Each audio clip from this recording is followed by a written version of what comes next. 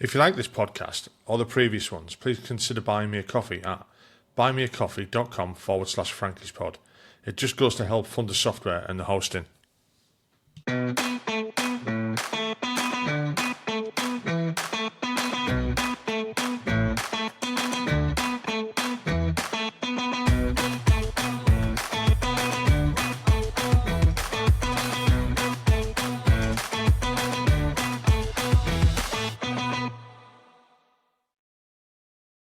Hi, welcome back to the podcast. Tonight I'm talking to Mark Cundy. Mark served with the QRH. Sod it, I will attempt it. Queen's Royal Hussars. Yeah. I got that out. I think I said it right. Hey Mark, how are you doing? Yeah, I'm good, cheers, Frankie. You? Yeah, I'm brilliant. Again, as I said to everyone, thanks for coming on the show. I don't like calling it a show, it's just a podcast. But thanks for coming on the podcast. I really appreciate it. Without you coming on, I can't do it. So it's the same for you as what I ask everybody else. Just the 5 questions of where did you grow up? Why did you join the army? What was it like? Why did you leave? And what have you done since? So if you just want to tell us what it was like where you were growing up, where you grew up, and why did you join the military? Yes, I grew up in a little market town called Ashbourne, which is in Derbyshire, surrounded by the great outdoors, which I had no interest in growing up at all. Like I say, really sleepy town. Lot of houses, a lot of building sites around growing up. A lot of housing estates getting built. With a lot of greenfields around us. So I spent most of my childhood breaking into building sites, getting into wasn't bad lad, just mischievous, just a bored young teenager. It's just normal shit. Yeah, just normal shit, yeah. Jumping fences, doing enough to attract the attention of the local neighbours who bring the police, which would then get us the police chase we craved. Yeah, pretty normal. Played a lot of football growing up. What else did we get up to, really? All sorts of sport. Football, cricket. I mean, just go back to something you said there about, like I said, yeah, just normal shit. And it is normal shit. We look at, I go out on the streets now, and I go on the streets. I see kids knocking about in the streets on the night time.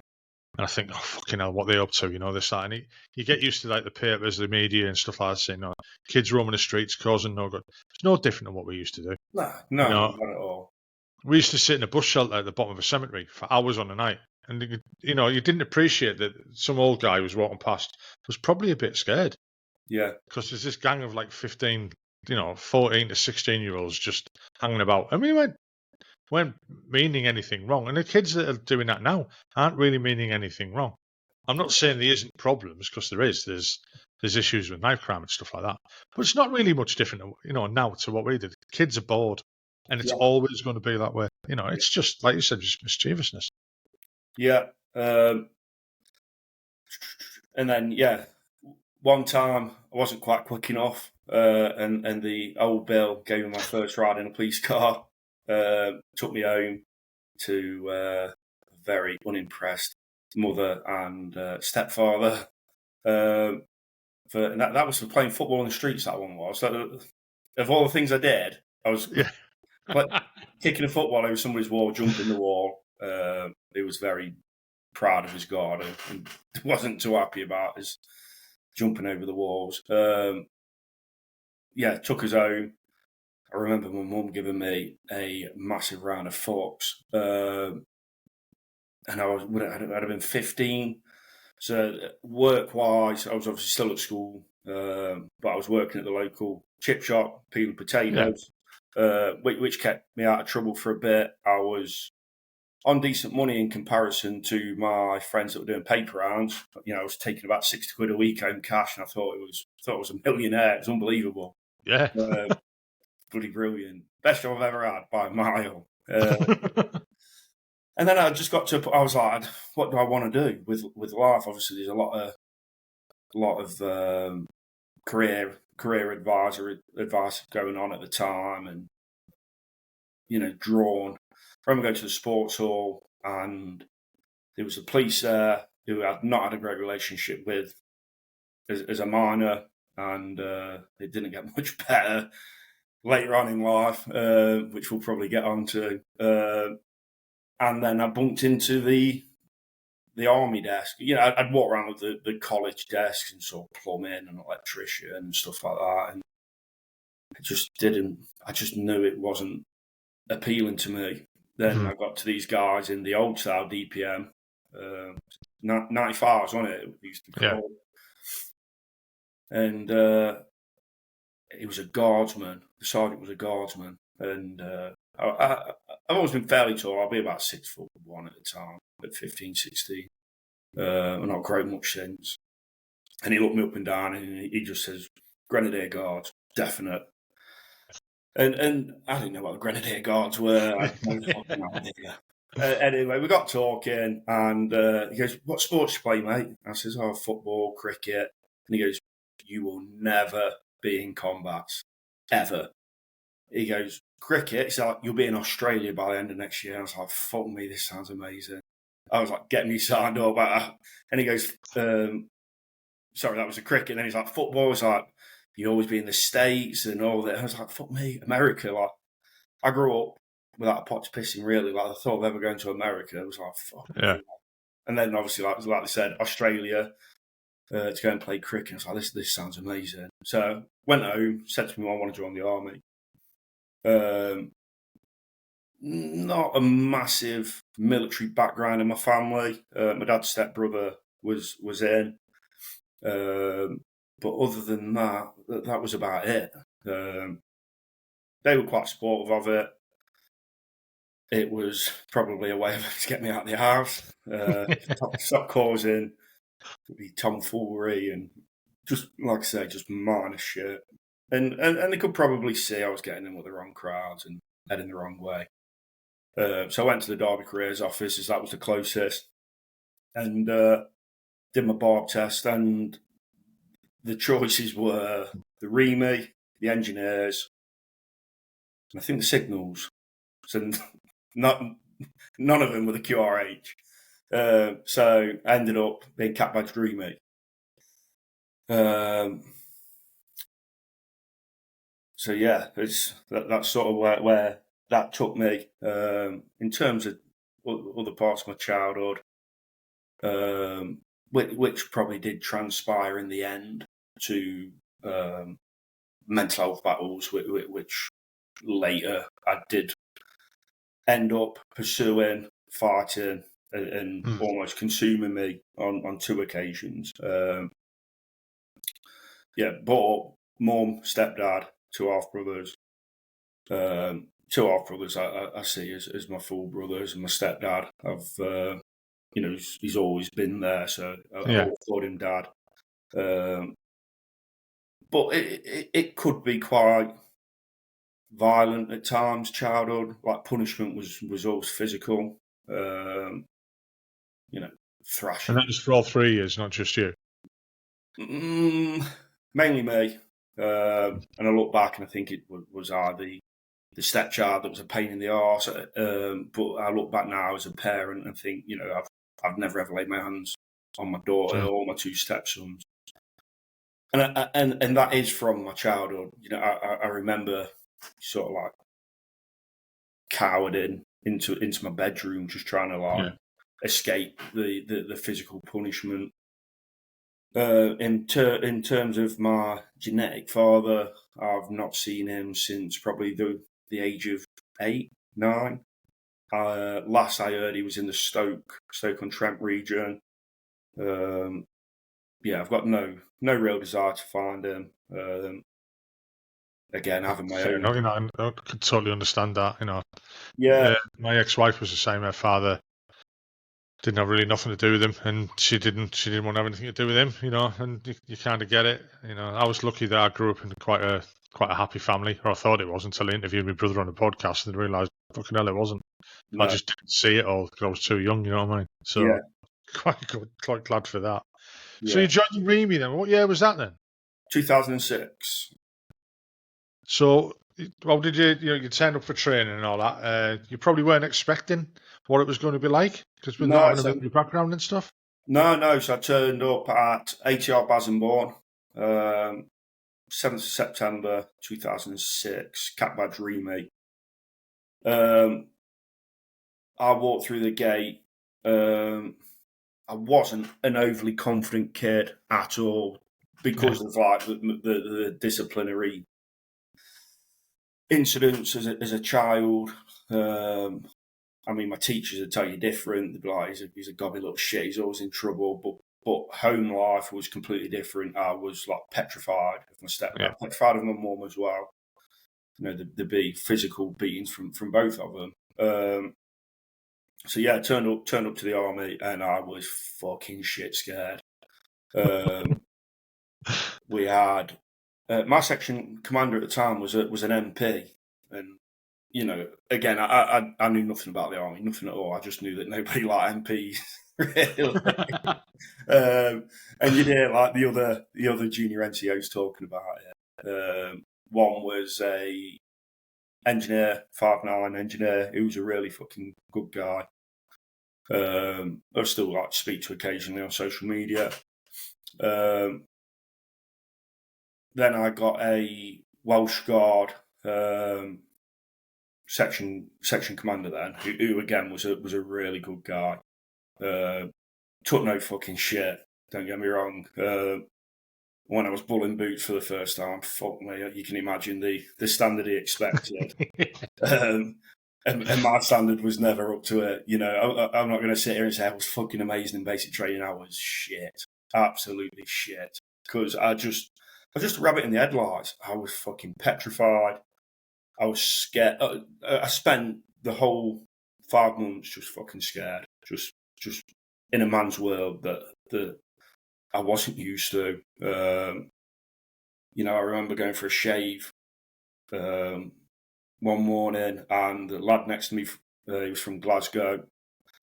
Obviously, both had the tops off, and he had this great big scar. And I said, did you have your appendix out as a kid? He's like, oh no, I got stabbed at school. And I was just like, fuck me. Like, I was like, my childhood was fucking so different to that. It was. I had a similar thing. The guy I was in training with, you know, we rocked up. I joined at 16, so straight into junior leaders.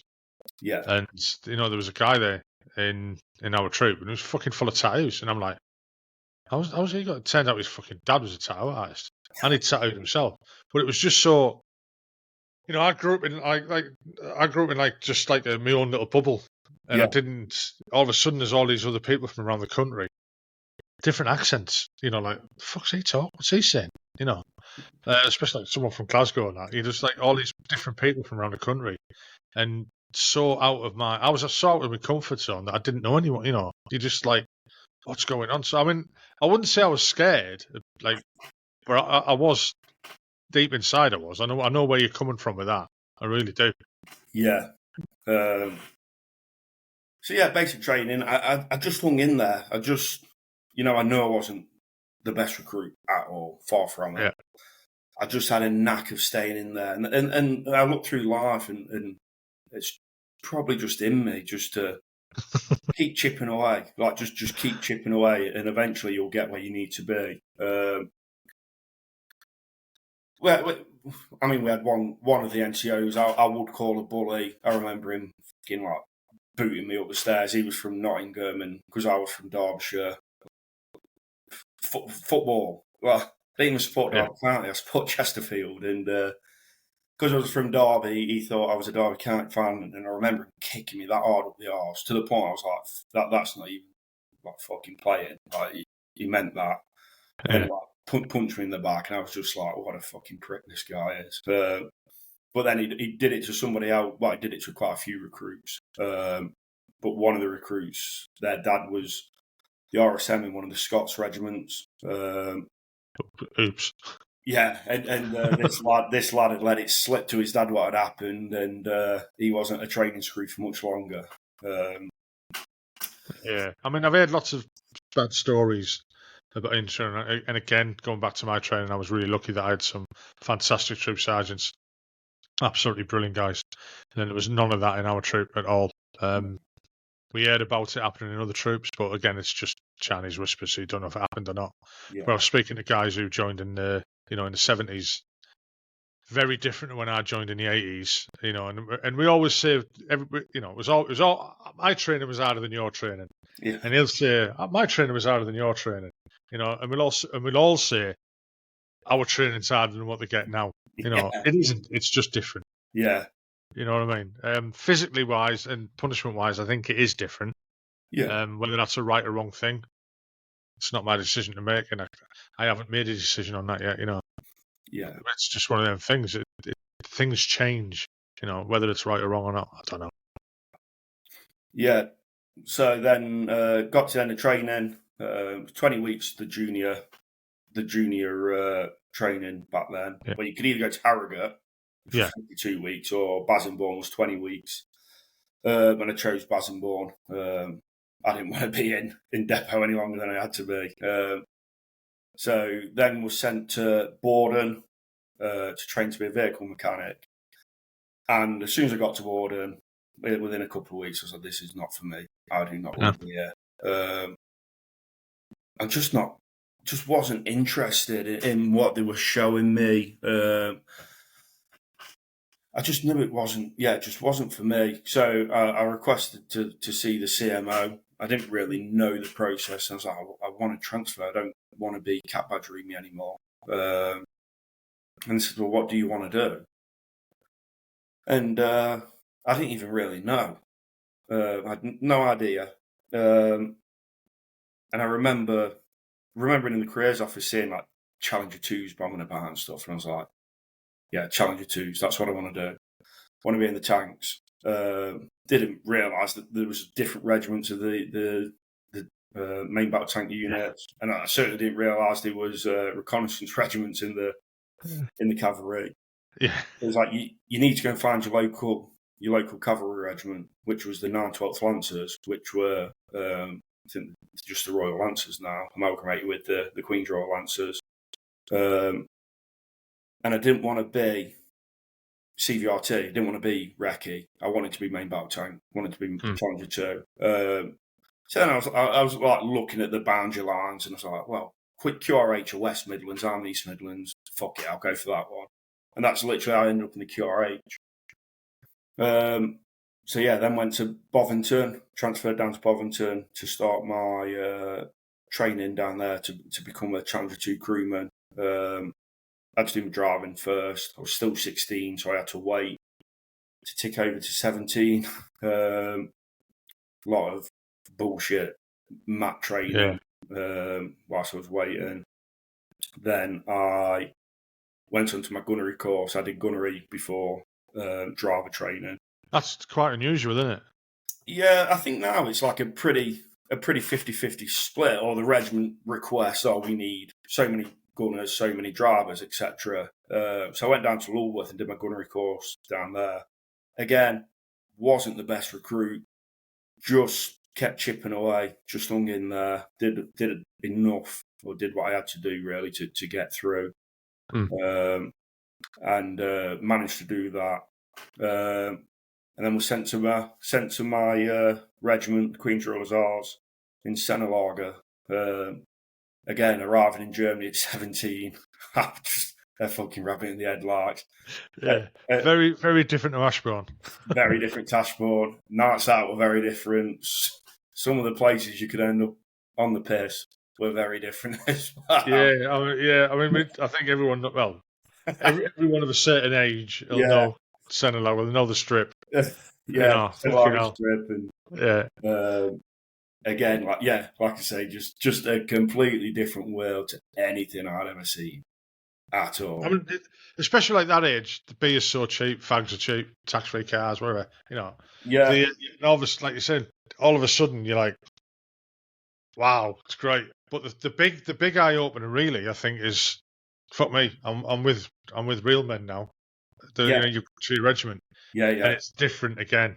And I rocked up at mine thinking, I've done a year's training, I've done this, I've done that. When I rock up at my regiment and all that, and I was just, what the fuck, and it started all over again. You were just bottom of the rung again. And I think, even when the lads talk, that have gone on and done SF selection and stuff like that, they think when they've been badged and they're like, fucking hell, the dog's bollocks, and they get to Hereford or Poole or wherever they go to, and then they're the bottom of the pile as well. And it's just the army's just a vicious circle that you get to the top of your tree, you get chucked into another tree, and you're fucking at the bottom. You got to start climbing again. And whether it's promoting from trooper to lance corporal, it's just fucking a vicious circle of right. You're the top of that one. Right, get to the bottom of this one. And it's like, fucking, I'll start again. So how did you get tripped by the other guys when you first got there then? Yeah, again, I was just dead quiet. Just didn't really say a lot at first. Intimidated by the big city lads from Birmingham. A lot of lads from Northern Ireland, a lot of Belfast lads that would have, I was born in 1990, so I got to Reading in 2007. So a lot of the senior lad, the full screws and that would have been growing up sort of late 70s, 80s, Belfast, that were fucking rough as well. I'd never even met anyone from Northern Ireland at the time. But I remember the Northern Irish lads turning up and some of the interrogations they got, like what state you're from, what school did you go to, what's your background, what's your mum's surname, what's your dad's surname, just like this interrogation. And I remember one lad being from the Ardoyne and just getting an absolute grilling. I was like, I don't even know what the fucking Ardoyne is. Like, what is it? Oh, it's a Catholic estate. And you're like, fucking hell, like, what? What's that matter? Like, oblivious to it all. Yeah, fucking hell. I mean, you'd hope it wouldn't happen, but, it fucking does. I think it's a lot better now. It's a lot better. I don't think it's any of it now, really. I mean, I'm thinking of going back over there next year. I'm thinking of doing 2 trips next year. One to Bosnia and one to Northern Ireland, just to put the ghost to bed. You know what I mean? So I don't think I'm going to get a day trip out of fucking Basra. I don't think I'm going to fit that one in anyway. So I don't think I'd want to either. Although you never know. Nice now. Yeah, I've been to Northern Ireland a couple of times. I never served in Northern Ireland, so I don't have the angle of Operation Banner. But I've been over a few times to watch motorbike racing, like the road racing over there, and it's a fucking amazing place. I love it. Really interesting place, and welcoming as well. Like, all right, there's areas that I'm wise enough to not enter. Even with my background, even though I'd never served over there, I just know these areas. Talking to the Northern Irish lads, just stay away from there. Ain't worth going down there. You kind of, even though you're not in it, you can still kind of stand out a bit. Type of thing. Yeah, definitely. So, what was it like then serving with the regiment once you got there? What was the next move for you? So I went straight on to Tank Rangers. Again, rude awakening. You're just the new guy. Nobody really speaks to you, or a sprog, as you were called. Yeah. Back then. My little one's just shouting. Can we pause or? Yeah, of course can. Yeah. Yeah. Just a matter of time down 23 minutes. Yeah, no problem, mate. Just leave it running. Just be all right. Cool, mate. Yeah.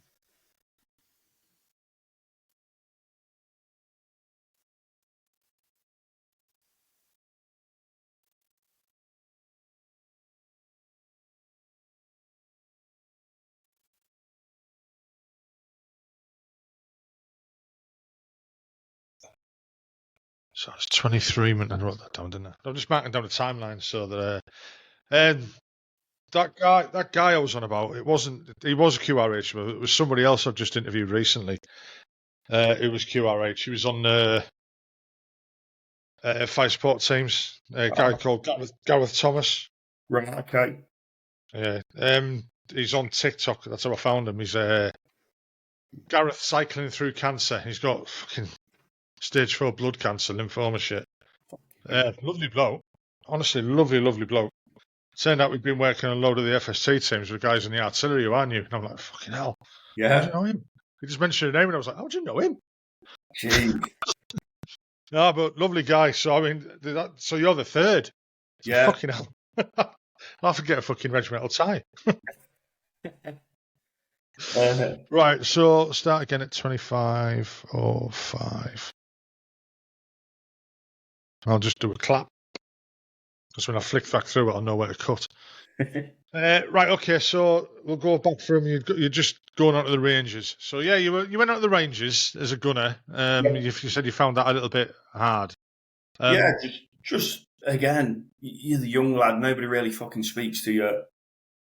Any shit jobs come. I'm not moaning about it. It's just a vicious circle. All the shit jobs come, you fucking get them. And I just wasn't really homesick. I just didn't really, with it being a locally recruited regiment. Yeah. The lads coming from Bovington with me had things in common with lads in the regiment. So I'd be, whereabouts in Birmingham you're from? And, do you know such and such? Such and such. And, I didn't even support Aston Villa or Birmingham. So I was just like, no use to any of them. It's like, who the fuck is Chesterfield? And it's, just ended up feeling like a bit lonely. And then you suddenly start making friends and, you just, I don't know, it just kept me. I get what you're saying. It's the same thing. It's the same thing for everyone who joins the regiment. Yeah. You join the regiment, you're the sprog and fucking lowest to the low, and you're the guy fucking making all the brews, doing all the naffy runs and shit like that. And you're just waiting for the next fucking guy to come from training. Fucking that's his turn. You're just like, fuck for that. Then someone else turns up, you're like, fuck for that. When I got through onto I was doing a different job. I was a clerk, and I was a shit clerk. Like I really was. And I got sacked and moved to a gun battery and thrown on a gun with the biggest, hardest, fucking scariest ex-commando going. And I'm like, fucking hell. And it was the best thing that ever happened to me. I loved it. It was great. Because I found me level. You know what I mean? Yeah. Like fucking being a bit of a beast and an animal type of thing, I won't go into it too much. I don't want to incriminate myself too much. But yeah, there was a lot of that. But you're right. The guys turned up at the regiment as a young sprog and Nig, or whatever you want to call them, and you are. What the fuck? Why are they always picking on me? Why are they having a go at me? Why am I doing this? Then all of a sudden that stops because it's somebody else now. Yeah. I wouldn't say it's your turn to do it to them, but fucking hell, Yeah, what goes round comes round. So I sort of like started settling in. Was D Squadron, and then we went to Batterston. Flew out to Canada. Had my 18th birthday out there. Didn't mean fuck all because the drinking age was 21. But I did manage to get into one of the strip clubs. I remember that. I think it was owned by the Doll's House. The Doll's House. No, I never don't know what you're on about. No. Never. Don't know what you're on about. I think it used to be called Cheaters at one point. I think it was owned by bikers, wasn't it? Maybe I was Angels, I think. Being in there again, I have no idea what you're on about. Yeah, they're all shut down now anyway. So are they? Yeah, no. From what I gathered, because I interviewed one of my mates who lives out there. Yeah. Battersea shut now anyway. So yeah. That's fucking what. I know. But Medak got a new mayor or mayoress, and just went right. That's it. No more. It's all them strip jumps and all that. They all got shut. Sin bins closed. I saw the sin bin shut. I saw the sin bin shut on Facebook. I was like, what? I mean, that's probably not a bad thing, to be honest. But again, places like that were a rite of passage for young lads. Yeah. It was one of the only places I could get served at the first time I went to bat, a sin bin. Yeah. Yes. I mean, that must have been great in the tanks. Oh, fucking amazing. absolutely unbelievable. You can't believe it's happening. Like you're bombing around in the Charlie 2, and then you're fucking firing live ammo off, and you think, "Fuck me, this is unbelievable." Like my mates are still fucking back home doing like joinery apprenticeships. I mean, who's laughing now? They're probably on about 220 quid a day. You know, at the time I was like, I'm fucking firing a Challenger 2 across the prairie. Like this is fucking insane. Like, it's like 14 grand for a fin round. You're like, there goes a fucking Ford Focus. Like, bang. I've never thought of it that way, to be honest. Yeah. Yeah, you're right. And my driver was fucking one of the hardest lads in the regiment. And fuck me. Like, luckily, we ended up cracking. And then he was from Northumberland, or was it Cumbria, that way? Might have been Northumberland, I'm sure it was. Like, come and have a fucking wrestle with me. And fuck me, it was hard as fuck. But I got to a point where I was like giving him a fair wrestling, like, you're alright, you are. I like you. And like, fuck that. And but I like played fighting with him once, and I'd managed to like sort of flip him onto his back, and I was just about going on top, and he pulled me in close, and he fucking bit the top of my ear. To the point I was like, if he bites anymore, he's actually going to bite my ear off. Like, fuck it. But in his head, he's playing. Like, he was just having a laugh. Like, fuck, you don't understand how fucking strong you are. Yeah. But, no, I've met a few lads like that. We used to do it on fucking. I can't believe I want to tell this one. So if we were on exercise at Otterburn, you'd have the guns on the gun positions, right? And there's lots of like feeding troughs. They were like big circle things. You know, they put all the hay in, the cows would all come and stand around them in a circle. And there was them all over the gun position. So in between fire missions, and you know what it's like in the UK when you're doing live firing, you've only got a handful of rounds, haven't you? You haven't got many. So there's a lot of downtime. So in between fire missions, we'd be bored and you'd be fucking pissing about, like you're saying, you know, the fun fighting, the wrestling and stuff like that. And we went through this stage of like, we started kidney punching each other for some reason. You know, fucking stupid thing to do, but it seemed right at the time. Stop it. They said, right, we'll have a crew fights. We were like, what? What do you mean? And so these big hair bale, or these like big pen things, would say like, A sub, send your champion. B, and it was coming over the tannoy from the command post. A sub, send your champion. B sub, send, and they'd come over, and they'd just throw two lads in and just knock shit out of each other. You know, none of it was malicious or anything like that. It was just fun. Yeah. You know, you're coming out like your fucking face all smashed up and that. You're like, oh, I enjoyed that. It was a good laugh. Yeah. But it's bonding. It's a weird way of bonding, but it is bonding. On tank ranges in Germany, I remember up at Hona, again, the fuck's a wild boar? I have no idea what a wild boar But the lads used to chuck fucking apple cores, and I'd see all the Lance Jacks and that fucking chucking apple cores. How the fuck are they doing? And we used to have to do a prowler stag around the chalets. And anyway, all the horror stories would start about wild boars. And fucking next thing you'd hear a scream. Like, middle of the night, you'd hear a scream as one of the lads had bumped into a wild boar that was foraging for an apple core. And you'd hear the scream, you'd shine your torch out, and the lad would be like hanging off the fucking back decks of a tank. And like, it's a fucking wild boar. But again, it's just bonding, just laughing like you shit yourself and all that shit. And then when I become a Lance Jack, I do the same, chuck fucking apple cores out. And then I'll be the one telling the stories like, oh, wild boars, you want to stay away from them. And bump into one of them. So where we use that? We use at Fallenbostel? No, it was at Senelog, which is by Paderborn. Yeah. I thought you was saying up at Hona. Yeah, I served in Hona for quite a long time. Yeah. We just use the tank ranges up at Hona. Yeah, fucking weird place. Why do we always have to go there in the fucking winter? It'd be fucking freezing as well. It'd be the fucking Germans would be bombing about. The Germans and the Dutch would be bombing about in the summer. Yeah. And we don't get to go on the ranges until it was fucking cold. I got told it was because I asked that question once, and I got told it was because it was cheaper. Probably. And probably, yeah. Wouldn't shock me. It wouldn't shock us at all. I mean, years ago we used to have Saltow as well, which was like one of a really big tank area. Mm-hmm. They had to stop using it because there was no topsoil left. Really? It was fucking bad. They had decontaminated and everything. Up on your way to Munster, it was like it was a Trowen camp, I think it was called. whoever's, if people are listening to this, leave something in the comments to confirm that. It was quite a while. This was like the late 80s that we were up there, and it was I wouldn't say it was barren, but there wasn't. I mean, in them days we didn't have cam poles. So you go and exercise, and you'd get cam poles. Yeah. You just go and chop a tree down and make cam poles out of the tree. Cut the branches off and stuff like that. Fuck, I wouldn't get away with that now. Nah. But we used to drive into the woods. You go into a hide. We had like 105 Abbots, and you just reverse into a fucking tree line.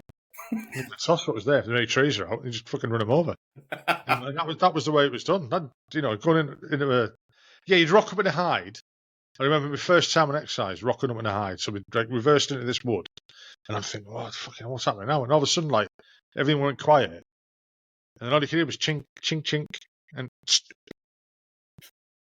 fuck, what's going on here? All the yellow handbags getting pulled out. Yeah. So we're not doing that till tomorrow morning. We're on a piss now. I was like, is this the army? Yeah, it's fucking great, this. Yeah. No, it's so changed. Bastards. That's what we used to do in Batters, like hard fucking bottles of Baileys and bottles of whiskey where we used to store all the tank shells and stuff. And fit perfect bottle in there. So yeah, did Batters. Still with D Squadron. Sort of settled in then. B Patrick spoke to me. Didn't just ignore me. Played a bit of football. Then got all batted for Iraq. Right. Staying in D Squadron. So started the Octag training for Telic 13. So yeah, did all that. Again, I was accepted then. By the time Telic had come round, I'd been in the regiment probably 10 months, something like that. Still a sprog. But not the sprog. Yeah, I got an identity. They give me a nickname and all that. And yeah, that's like another rite of passage, isn't it? So you all of a sudden get a nickname. Yeah. So that's it for life, isn't it? Oh yeah, there's still people now that they're like, I didn't know your real name was Mark, and so I was called Ted after Ted Bundy. Again, some people are fucking disgusted that my nickname is Ted Bundy after the fucking serial killer and rapist and murderer and fucking whatever else he was. You've got a lot to live up to. Oh God, yeah. And all it come from was one of the Brummer lads was like, Mark Cundy, Ted Bundy, and that was it. It was just Ted. That's what I was called, Ted, and that's literally how the name stuck. And if you fight it, you get called it more. And it's just who I was then. It's part of my identity now. I still answer to it. Yeah, I mean, it'll stick with you forever. Fucking hell, my name's Andrew.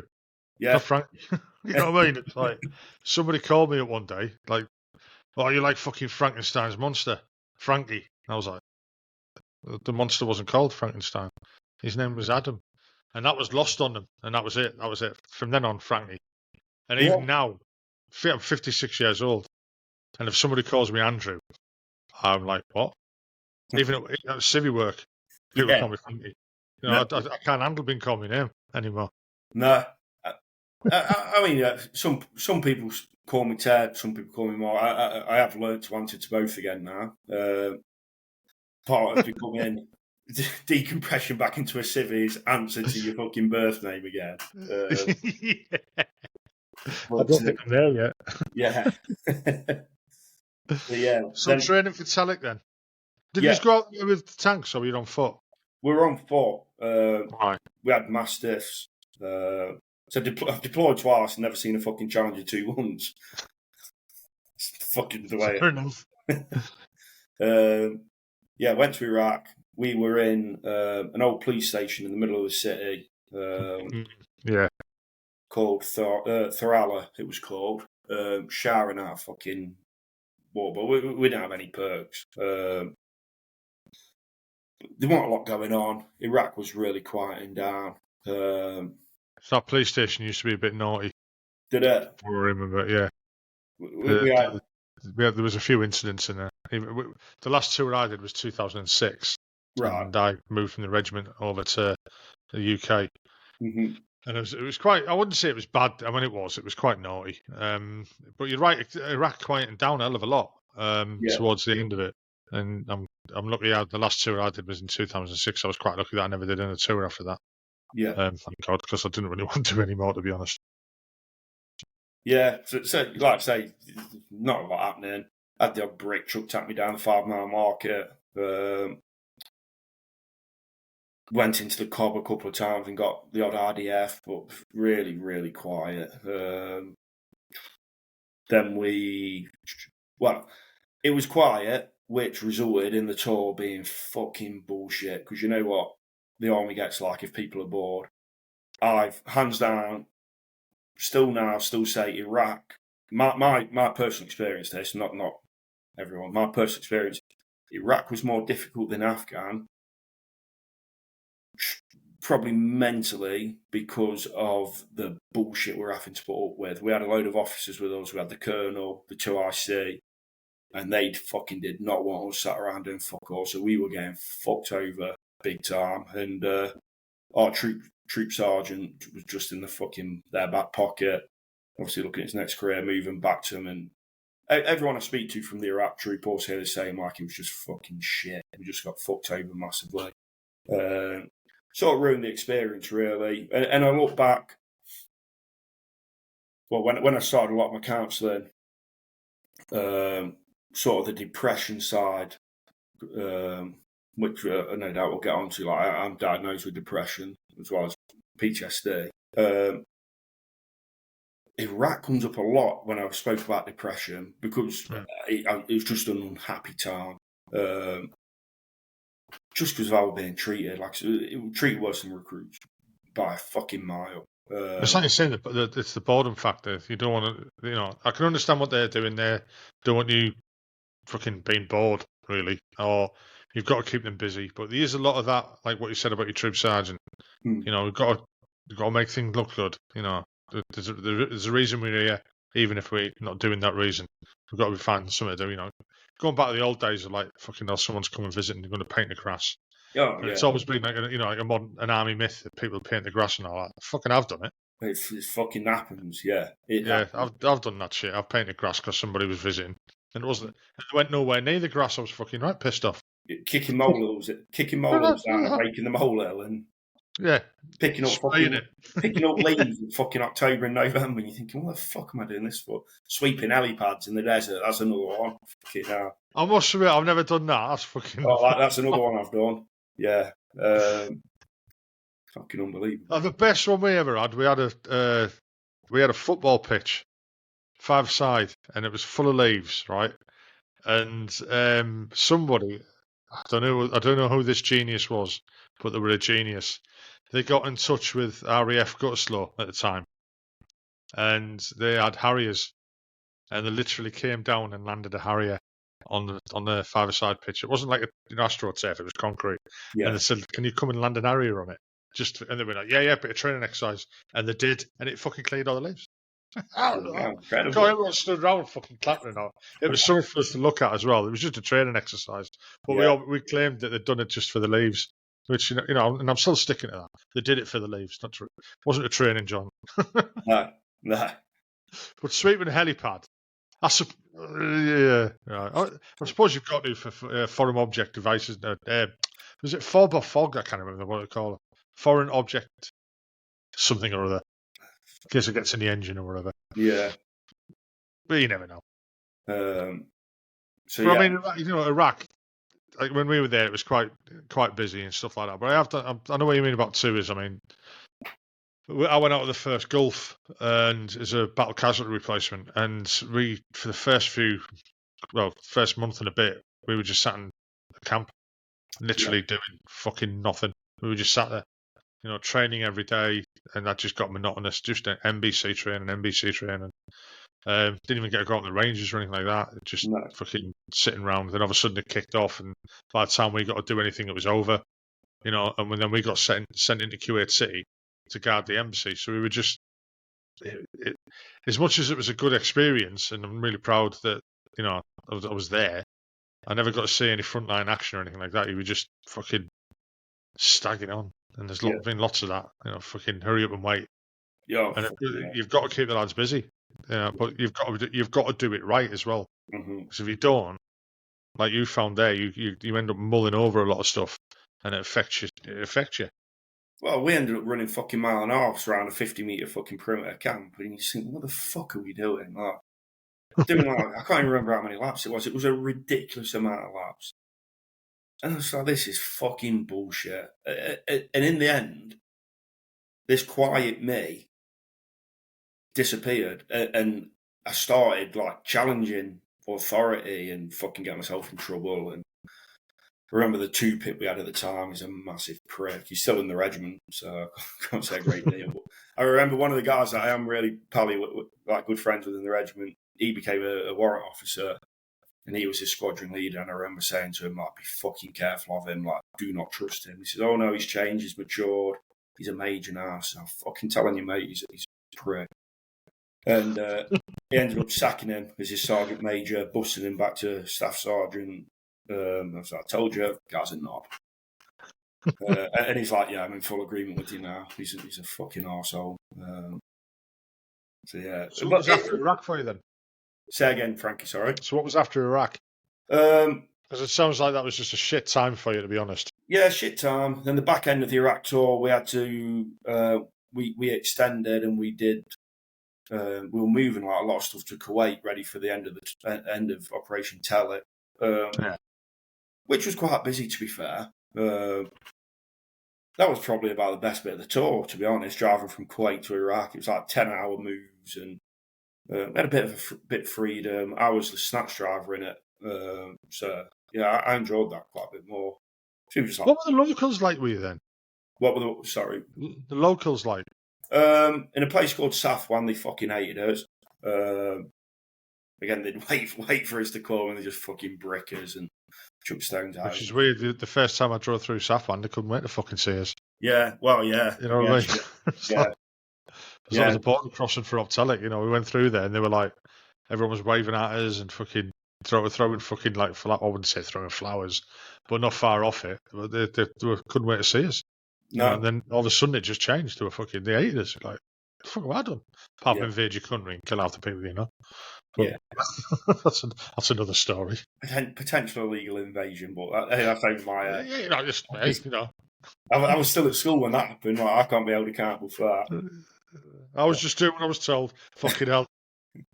Didn't a lot of people in 1945 say that as well? Yeah. So yeah, come back from Iraq. The squadron got split up. So all my mates have been moved. I got left in D squadron. I was one of the few that was left in D. Then started the cycle again, training for tank rangers. Went back to Bathurst.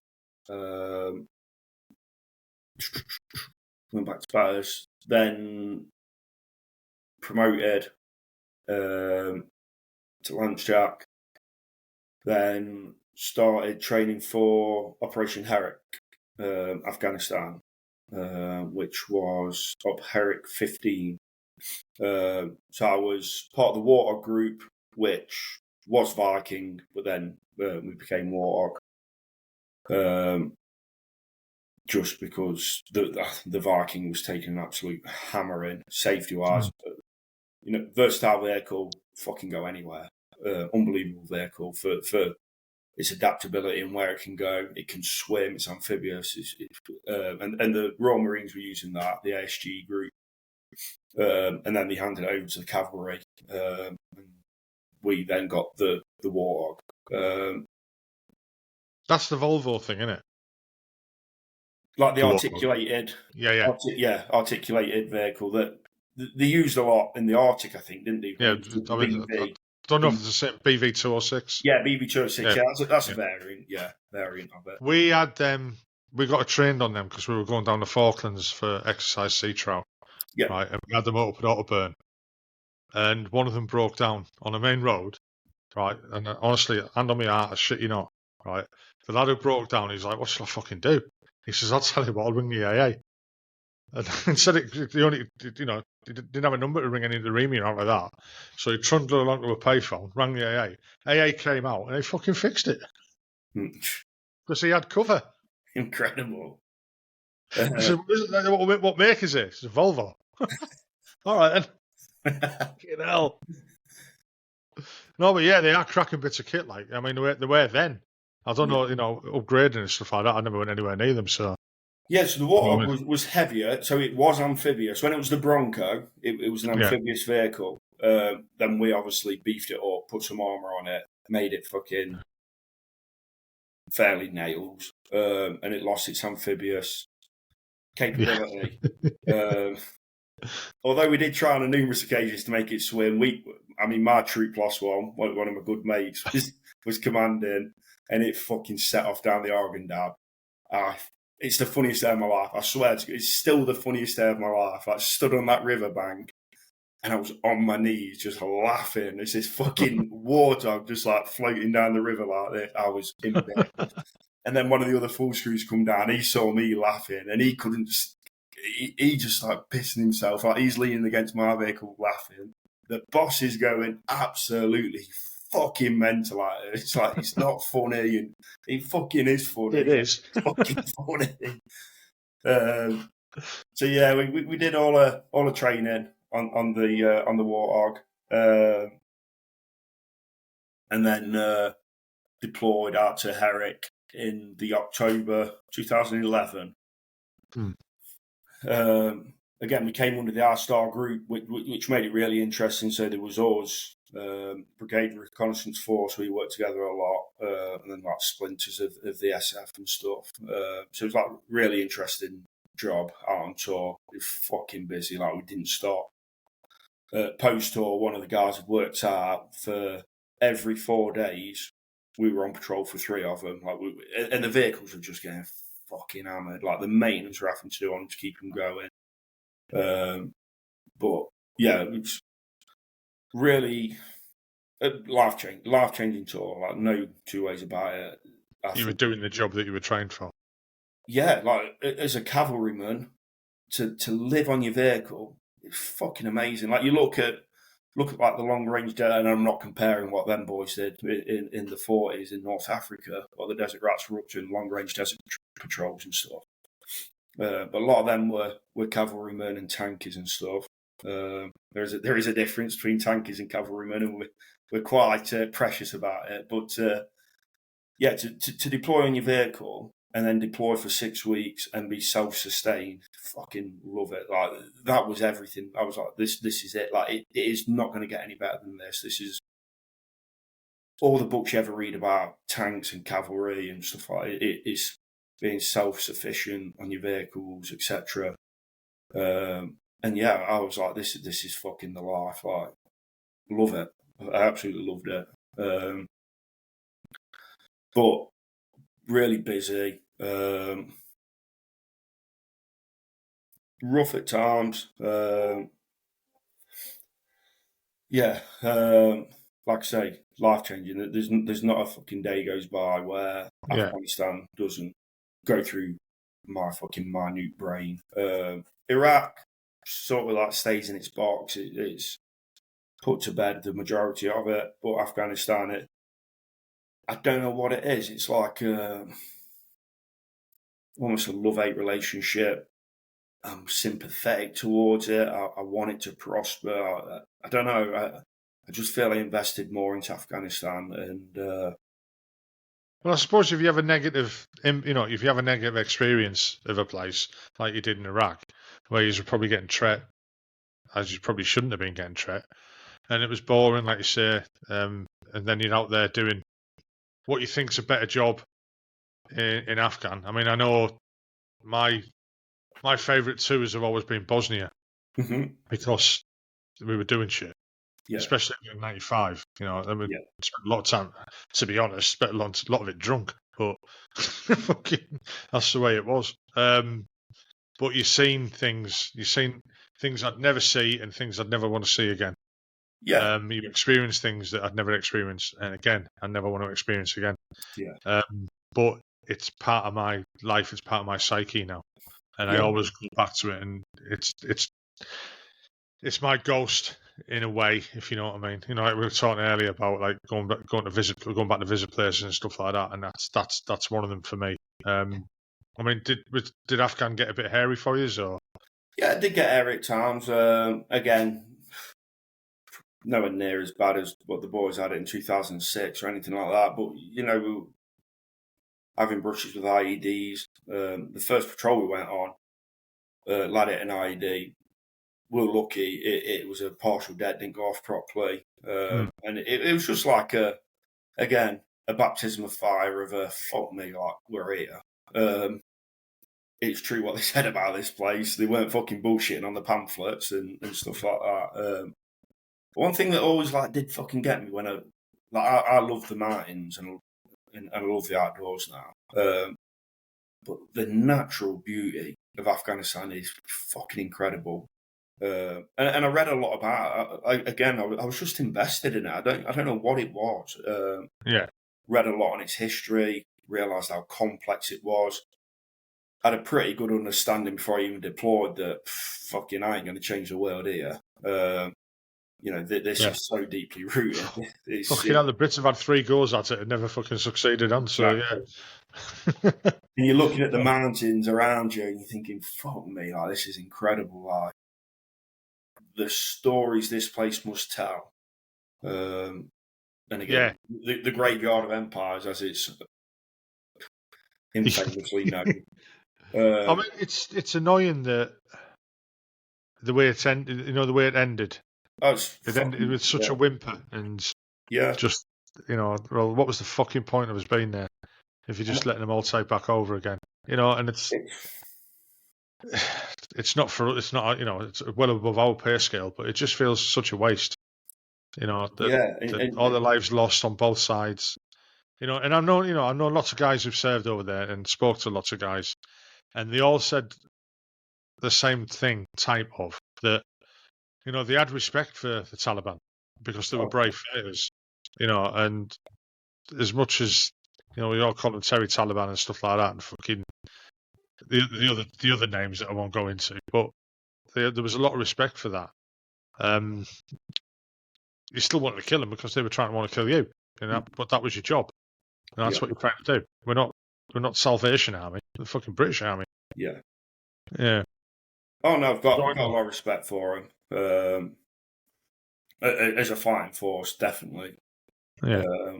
To come out every day and take on the might of the British Army, the US Army, the Danes that were in our AO, we had the Estonians in the AO, and they just kept fucking turning up, and they kept giving us bloody noses. Some days we could give them a bloody nose, but they fucking always pick themselves up off the canvas somehow. Even when you think, that's them fucking done now, they come back again and you think, just fuck off. just fuck off. I want a sunbathe. Yeah. Fuck off. But you're right. I mean, it's like you've got to have the respect for the enemy. But you don't have to agree with what they believe in. No. It's like, I can't remember who it was. I think it was Bill Bailey who was on about the Taliban. He said, the finest minds of the 14th century, which I thought was brilliant. That type of thing. Yeah. But whatever, whatever your political views, wherever they're, religious views and stuff like that, you can't knock them. We used to almost say the same thing about the IRA back in the day, that you hate them. Fucking hell, we do. I don't give a shit what anyone says. We fucking hated them. We were there. If we could have, I want to fucking. I'll get warmed up. I'm not. But you still had a bit of respect for them. Yeah. Until you got to know the story a bit more, and then you thought, you just fucking thugs.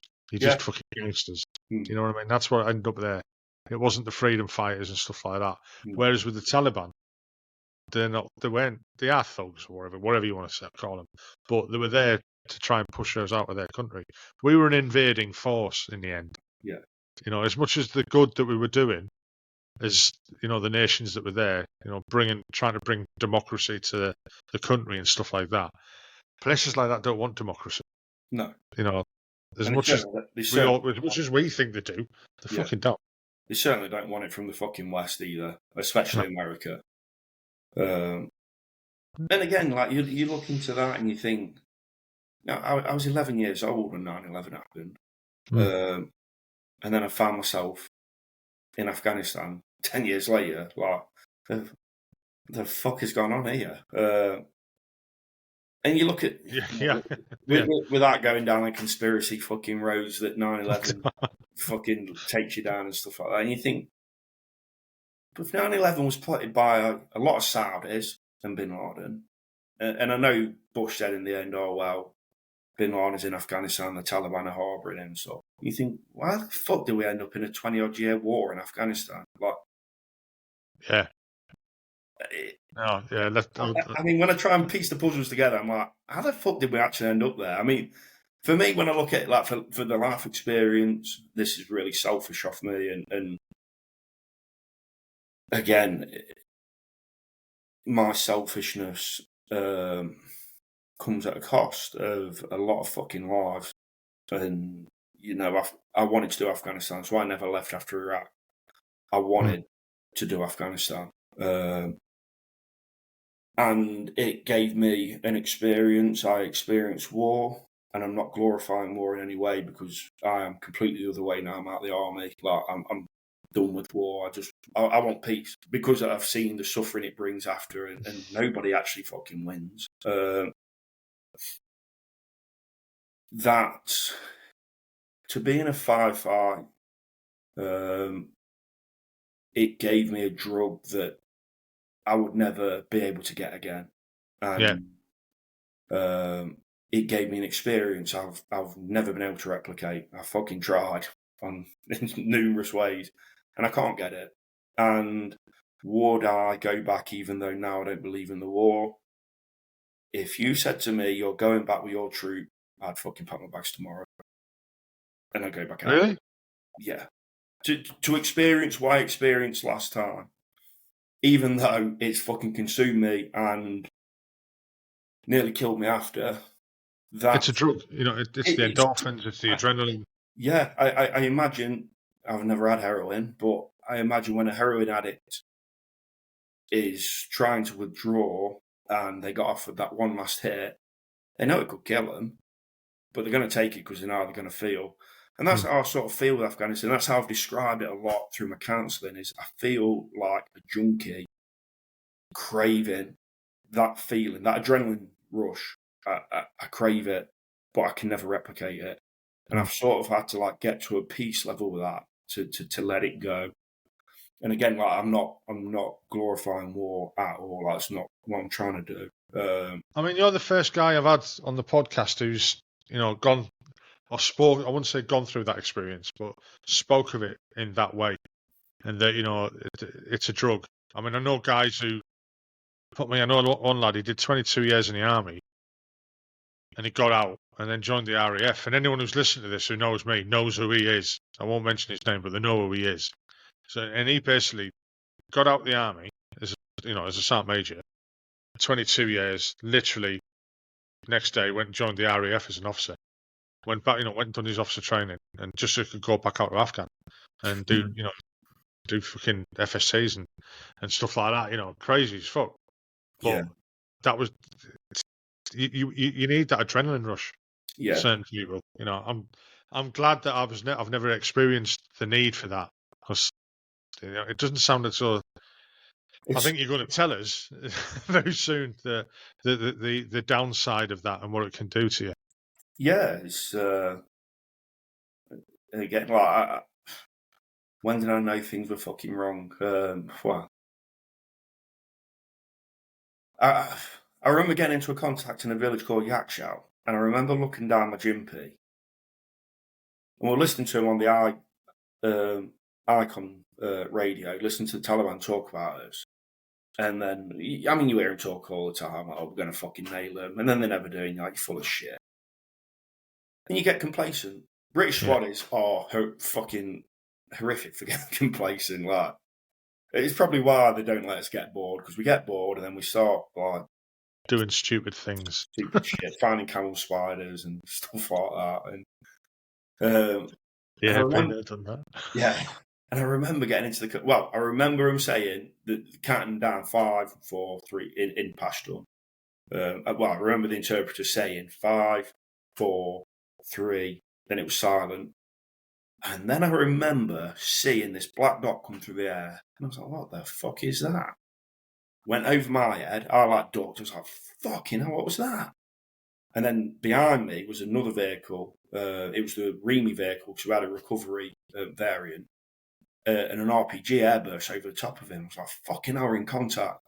I remember cocking the Gympie, and I could see a guy in a black dish dash, like running around this compound wall. And I remember just being so calm.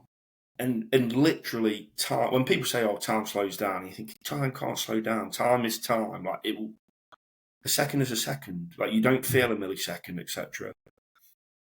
And time literally slowed down. It was fucking surreal. And I remember like getting into the contact, and it was the closest I'd been in a couple of scrapes, but nothing major. But this contact was fucking close, and I could see it hitting the vehicle, and I could see I was being targeted. And we had a CVRT behind us from the Queen's Dragoon Guards. I remember screaming, like, get a fucking 30 mil off, get a 30 mil off. Because these fucking rounds were peppering me. And I just remember looking down the side, putting my cheek into the Gympie and pulling the trigger. And literally just watching the cocking handle just as if it was in slow motion, just going and just listening to the rhythm of the gun to know when to stop ranging burst and go into the killing burst, etc. And it was just like listening to music. And the contact probably went on, fucking out, felt like forever, but probably 2 minutes.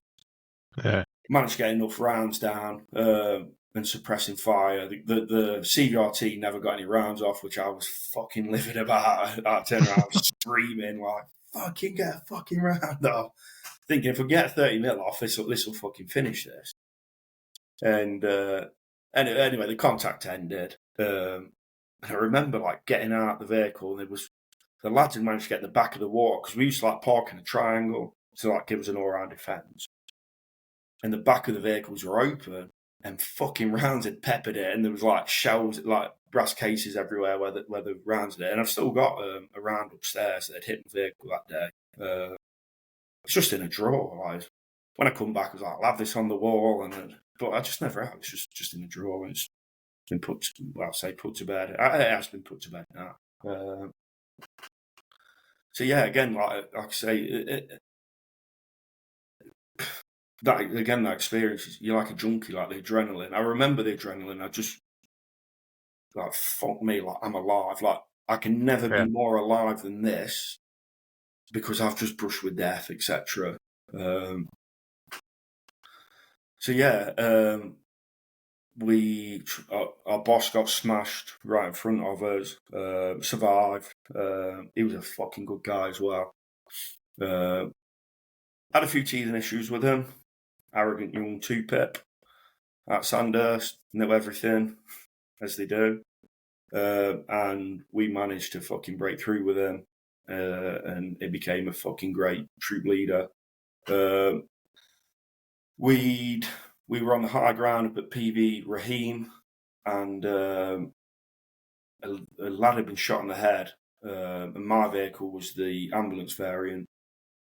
And I remember coming over the net, 24 Bravo, make your way to such a location, and bring other vehicles with you as we were like travelling in 3s and 4s. And I remember looking at my map, thinking, well, I've heard the 9-liner go in, so we're going to have wheels up here. Wheels will be up at Bastion. By the time I fucking got to him, the Merc's going to be inbound. This is fucking stupid.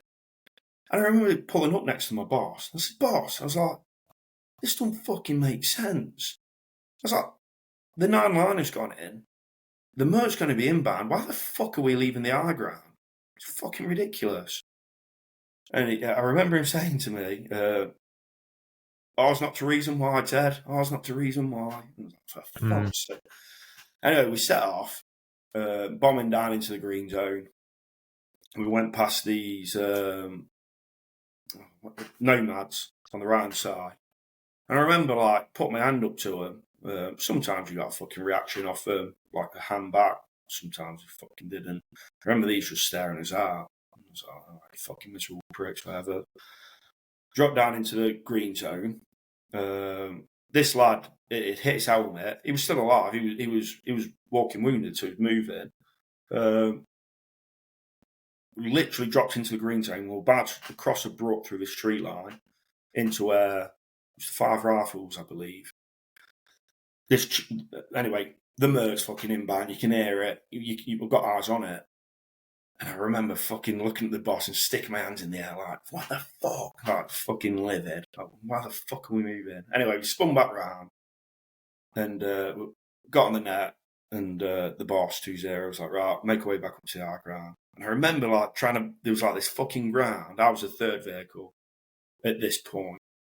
And the ground, it was like a sinkhole. So the 2 warthogs had gone through it and the ground had just opened up. I was like, I fucking can't get through there. So I said to my driver, Steve, was like, right, we need to peel around a bit. And the fucking ground was dodgy. And we ended up getting a bit bogged in. I hold my hands up, we did get a bit bogged in. And managed to get ourselves out and got through. And I remember going up past the nomads again, sticking my hand up. And again, they just stared us out. And then we came to a bit of like a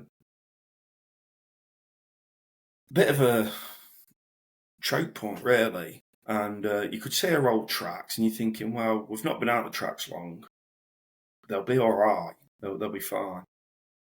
And I would have done the same. I'm not saying the boss got anything wrong that day, because he didn't. Apart from getting fucking blown up, which fucking ruined the day. But other than that, so my mate, who would have been 2-0 Charlie, I think he was. I was 2-4 Bravo, 2-0 Charlie. And 2-0 Bravo was the full through behind us.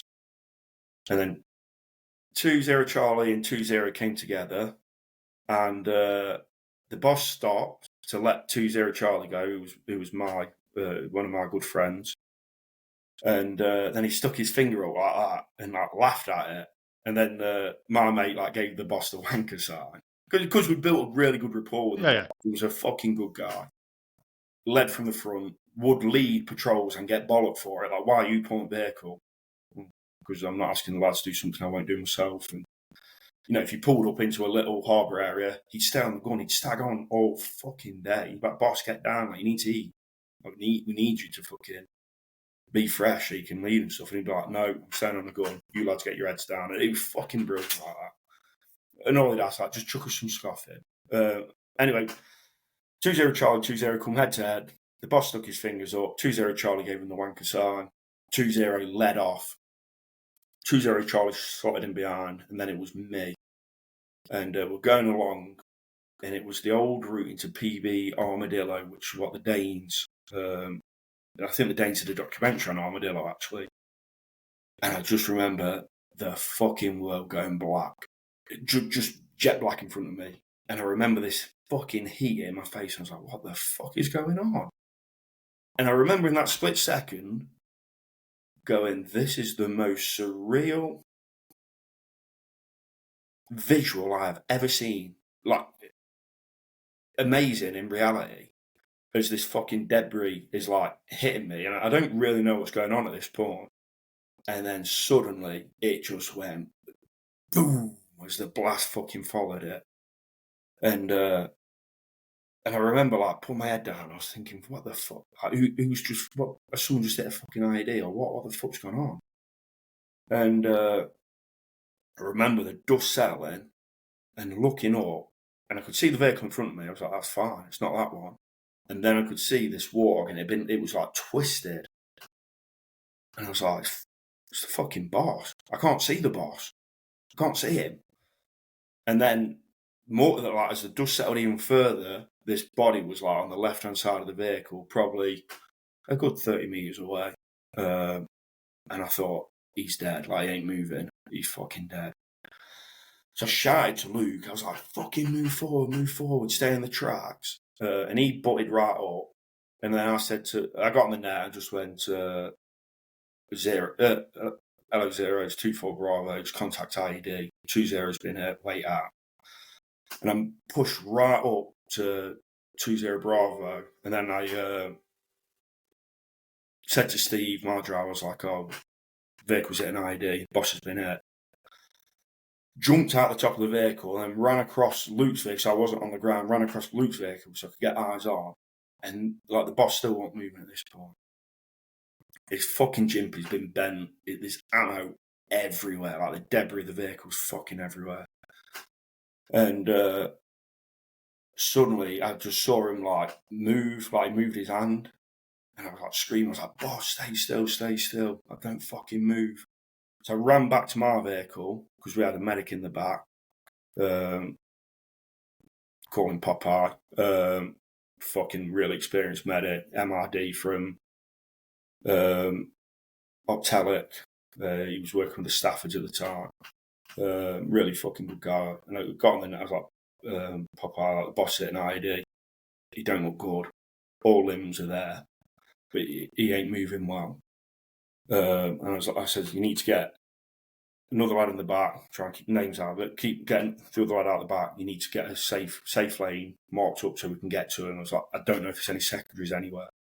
So I was like running across the top of the vehicle so I could fucking keep my feet off the ground.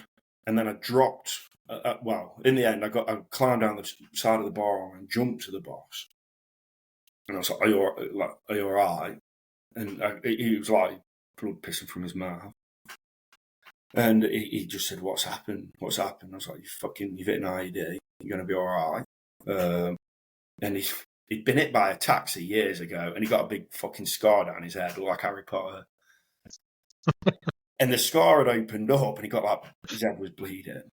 And as he looked at me, and he said again, Ted, what's just happened? And I just went, you look all right, cunt. To try and like defuse the situation. Yeah. Anyway, the safe lane, they got up to me, the safe lane. Handed over to Popeye to start doing his wizardry on him. And then it was like, well, we've got a fucking driver in that vehicle, and we've got a terp in the vehicle. So managed to get back to the vehicle.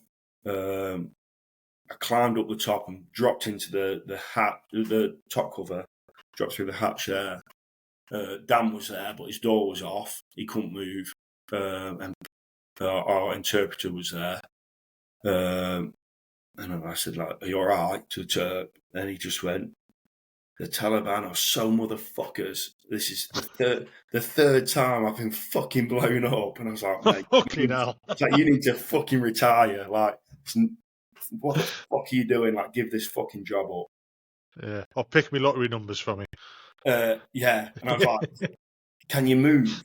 And he was a fucking big boy. And I was like, I hope you can move because I ain't fucking carrying you. And he's like, yeah. He was like pissing more blood on his head. So we got him out walking wounded. And I said to Dan, can you move the driver? Can you move? No, I'm not in a good way. So then I shouted back to my mate. I was like, we need to get him out. Managed to get him down the side of the vehicle. Again, he's a big lad. We got him to the back of my vehicle. Then found out later he'd broken his back. But he's made a good recovery and stuff like that. The boss, medically discharged. He was a good rugby player, can't do any of that anymore. But making a good recovery, he's got a fucking good job in London and gone on to have kids. A hell of a story. Yeah. And it is a good guy, still speak to him to this day. I just remember like lying there that night thinking, I couldn't get the thought in my head, like, what the fuck did we do wrong? What did we do wrong and stuff like that? And like things happened then a bit further on in tour, but nothing like that was like my up close experience of the IEDs and, the contacts in Yakshow. And I remember the end of tour coming round and sitting on the helipad at Fog Price and saying to my best mate, I don't want to go home. And he said, what do you mean you don't want to go home? So I don't want to go home. I want to stay here. He's like, what the fuck are you on about, you dickhead? He's like, we're going home. So I'm not ready to go home. I don't want to go home. I want to stay here. He goes, why don't you want to stay here? I was like, this is simple. Like, we've got no outside noise, no social media. We get up, we prepare the vehicles, we go on patrols, we stay out on the ground, we're sleeping on the ground, sleeping under the stars.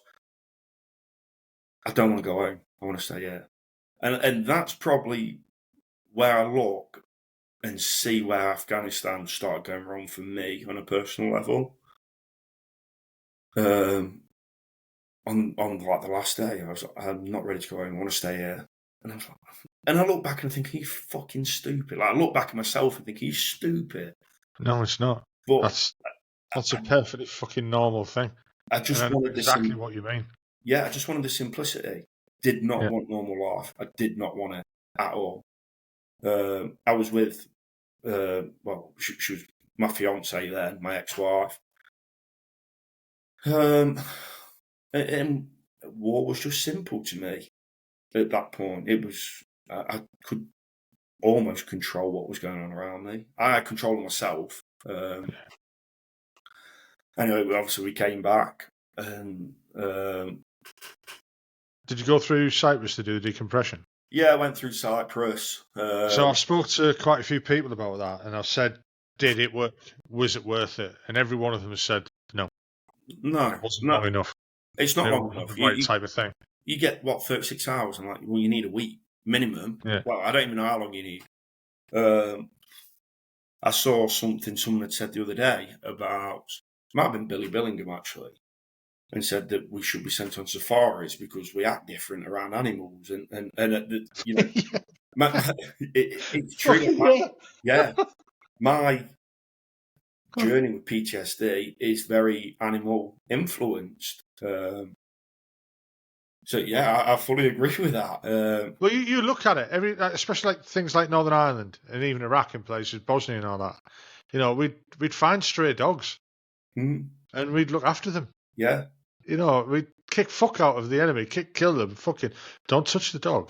I used to feed them in Afghan. I used to like feeding them ration packs, like getting the dog because I just needed to touch a dog. It just does something. It still does something to me now. If I touch a dog, I just like relax and.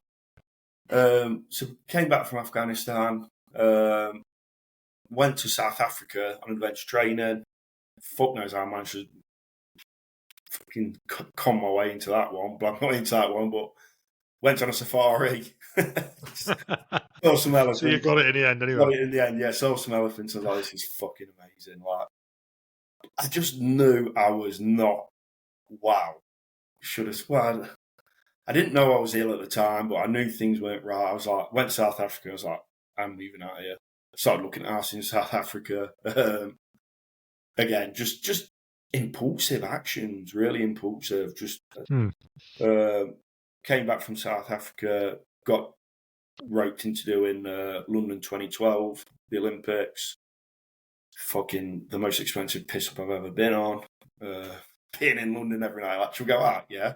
Should we go out? Yeah. And then you saying to my best mate, like, mate, I'm fucking skint. Like, I've blown so much money on the piss in London. That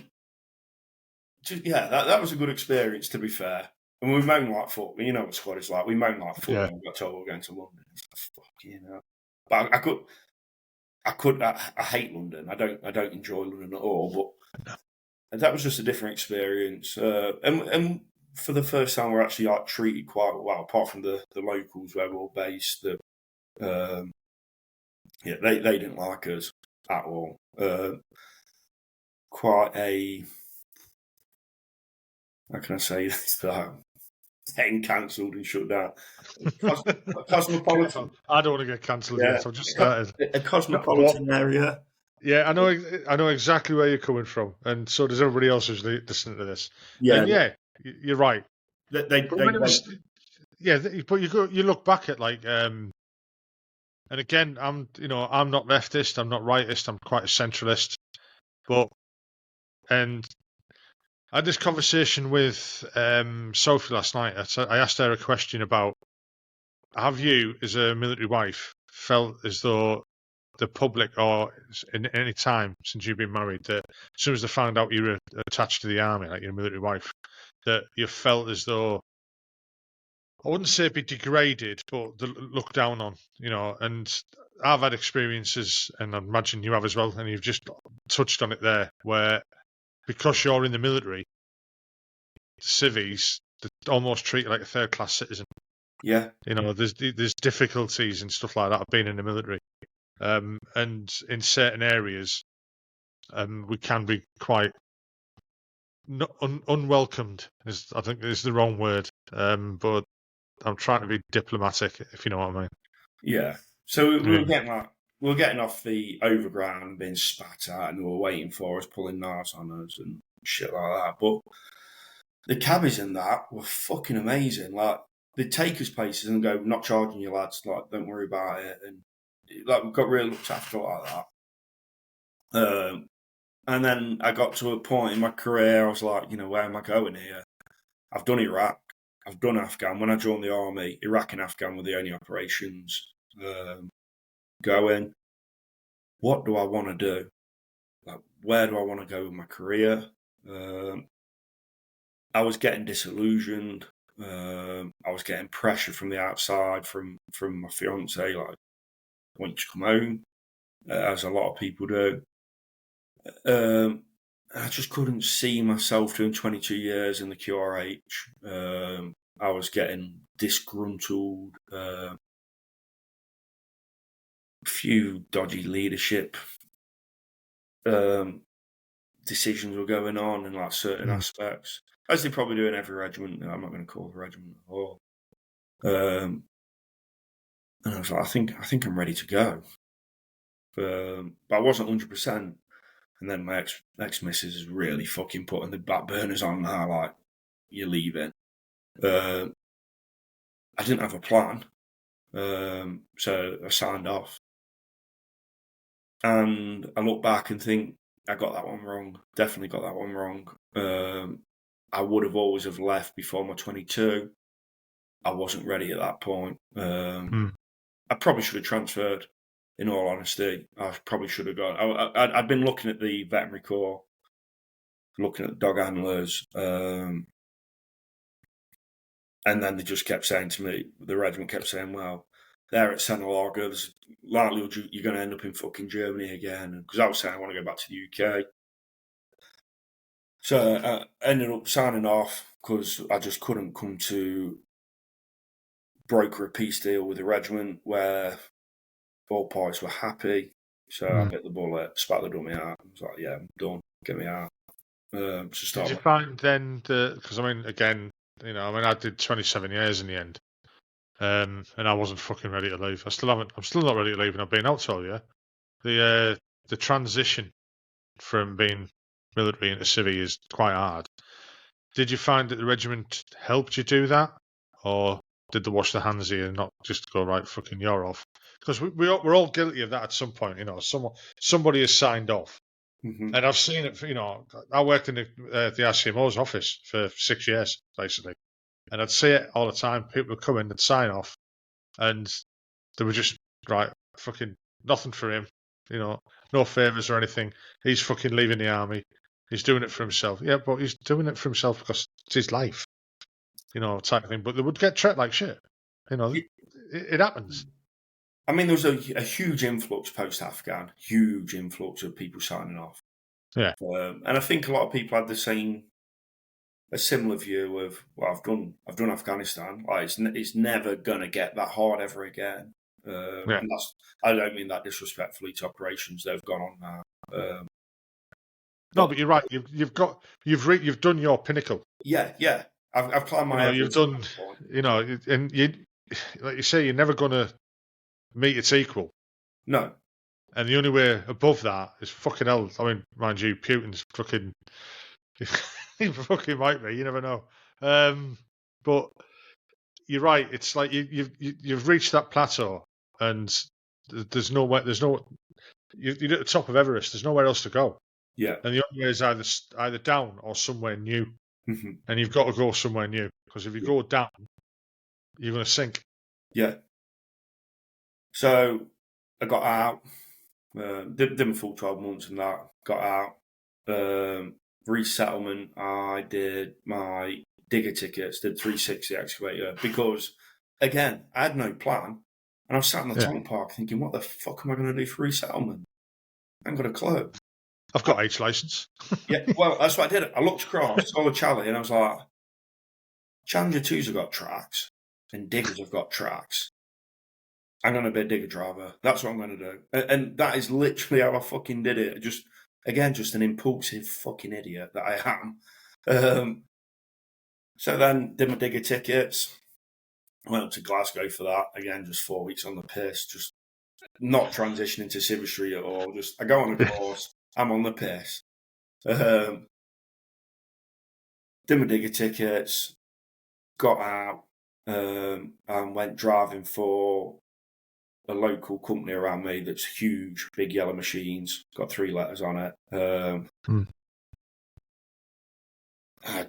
It was a testing site, testing quarry. So we were like writing reviews on the machines and stuff like that. And again, I was just like this 12-hour shifts, 7 days a week, earning good money, earning fucking really good money.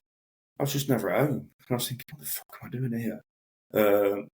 My then fiance, well, then wife, her friend had come back from the ski slopes, so she was on the piss with her. I was trying to like transition into Civvy Street. I had fucking no idea what was going on. Completely rabbit in the headlights. Didn't take any time out. And I was only saying the other day to my partner now, like, I should have taken a year out. I should have left the army, taken a year out to decompress the 8 years before me. And try and get my head around Afghan and stuff like that. I should have. It's all hindsight. It's just all hindsight. I should have like slowed everything down, but I didn't. And I knew in that first 4 weeks of Civvy Street that my relationship was pretty broken with my who would become my wife. But again, stubborn old me just kept chipping away, and we suddenly found ourselves to a point where, ended up getting married. But I knew things were really wrong. I tried for the ambulance service. I'd passed every course I'd ever been on in the army. I'd never really had failure. Even when the boss had got hit, even though the patrol had gone wrong, we did everything right to get him out of there. So, was it a failure? No, not real. Not what I deem a failure. Not a personal failure. So I went for this job in the ambulance service. Got down to the final interview, and I remember the woman going in before me. I remember talking to her. She's like, "I used to be an ambulance technician. I'm fully qualified, blues and twos." It just got in my head, and I was thinking, "Well, I can't compete with her. Like, she's already fucking trained up." So I went into the interview, and I fucked it up. The old man's like, I fucked it up so bad. And I know I fucked it, and went back to work. So you'd literally destroyed yourself before you went in there? Yeah. So I'd started getting this, like, I didn't know what it was at the time. It's anxiety and this imposter syndrome that I still get now. And I just self-combusted. I just imploded. Fuck the interview. I couldn't really even speak in the interview. Went back to work. Got a phone call a couple of days. Went back driving diggers. Phone call, yeah, you've been unsuccessful. I'd never been told in my life I'd been unsuccessful until I was 24, and I had no idea how to cope with it. So I just felt like I'd let everyone down. And then I just went into this, now I know what it is, like this deep, dark depression, which I never really got out of. So that'd be 24, 25, 26. I'm just... you got out at 24. Yeah. That's still fucking young. Oh, yeah. When you're 24, it doesn't feel it. No. I'm 56 now. Yeah. And 24 is very young. Yeah. And you've been through so much. And, that you grow up, you join the army, then you grow up. Yeah. Because you don't grow up until you've left school and fucking become a man type of thing. You've gone from fucking zero to hero. Yeah. In such a short time and done so much. Even if it was the boredom in Iraq and stuff like that, you're fucking driving tanks or whatever. I've just been in uniform, and it fucking takes it out of you. Yeah. It either makes you or breaks you. And in the end, what I've found, when I went for my counselling, I spoke to the doctor the first time, I looked at her and I says, yeah, when we leave, I was in the army and we're all fucked. And she just laughed at me and she went, yeah, you're all fucked. I was like, yeah. Yeah. But in in different degrees. Not everyone's got issues when they leave the military. They might have them later. That's what happened to me. But you've got to get you transitioning into Civvy Street. You've gone through such a fucking change that it's bound to affect you. So no wonder you fucking went under. Yes, yeah. So like 25, 26, I don't really remember much of them. Drinking a lot. Ended up, and I couldn't sleep, so I started self-medicating. Managed to, a friend was taking, what were they called? Well, the Americans call them benzos, don't they? So I was buying benzos to sleep, and I'd take one, it'd not make me sleep. Then the next night I won't take any, I'd be wide awake. If I take one of them, I'll go to sleep. And I got that exhausted. I was taking them because I was fucking desperate to sleep. Then one night I fucking took two because I couldn't sleep. So I took one, couldn't sleep, so I took another one. Fucking knocked me out for hours. But I was hiding it. So nobody fucking knew I was doing this to try and sleep. And I knew, like, Afghan was going through my head all the time. My childhood was going through my head all the time. And the army was going through my head all the time. And I knew my relationship wasn't good. And I'd reached a point where the fucking damn wall was breaching and I couldn't hold it in anymore. And then I'd be 27. I was 27, definitely. And I remember saying to my missus, I'm not good. We just sat there watching television, just said, I'm not good. I said, what do you mean you're not fucking good? I said, I need help. I'm not good at all. I said, what do you mean? What are you on about? And for the first time in 11 years, I just fucking cried. I just couldn't, just everything come out. I was sobbing. And then I was like, I've been taking benzos. I've been taking cocaine to try and because I felt shit. I was taking coke to try and fucking lift myself up. I was fucking drinking a lot. I was going out playing rugby. The rest of the lads would go home after a part. I'd end up on a fucking all-nighter on my own. And it was coming from like young lads, meaning nothing by it, asking me questions on Afghan, which they're just interested, they're just intrigued. And I found myself talking about Afghan, which was all right, and then they go home. Then it was just me in a pint glass thinking about Afghan. So I was fucking drinking more to try and get rid of it, sticking more shit up my nose, taking more fucking sleeping tablets. And I just got into a fucking mess. Anyway, I opened up to my missus, told her what was going on, and she fucking said I was mental. Took my dog, which I had a beagle who I fucking adore. Like, she was a massive part of my recovery. So I was like left in the house alone. I was like, oh, that's fucking gone down well. I'll get 3 grams of fucking coke out. So that's what I did. I got 3 grams of cocaine out, put it on the table, and fucking snorted it all because I'm a fucking idiot, thinking it was going to make me feel better. Lo and behold, it didn't make me feel fucking shit. And then I remember, I didn't go to work the next day. I didn't go to work for a couple of days. And my boss at the time I used to play cricket with, I played cricket with him from a really young age. Like, he saw me grow up as a kid. I had a good relationship with him. He was trying to get in contact with me, answer the phones. He knew something was wrong. And I was like, I'm all right, everything's fine. That famous sentence. Yeah. Never got in touch with my missus. Like, she'd left, and I think she thought I was going to chase her, and I didn't. So it was just like, fuck yeah, I'll do it on my own. And then I did actually reach out to the Legion and said, this is what's going on. I remember saying at the end of the phone call, like, just please help me. I'm not in a good way. I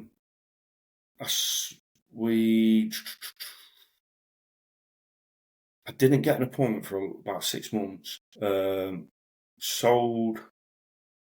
At that time, the missus come back, sort of like patched up again, which we shouldn't have done, which we'll probably both agree to now if you ever got us in the same room, if you're ever that lucky, which more chance of fucking an Israeli and a Palestinian being sat together, I think.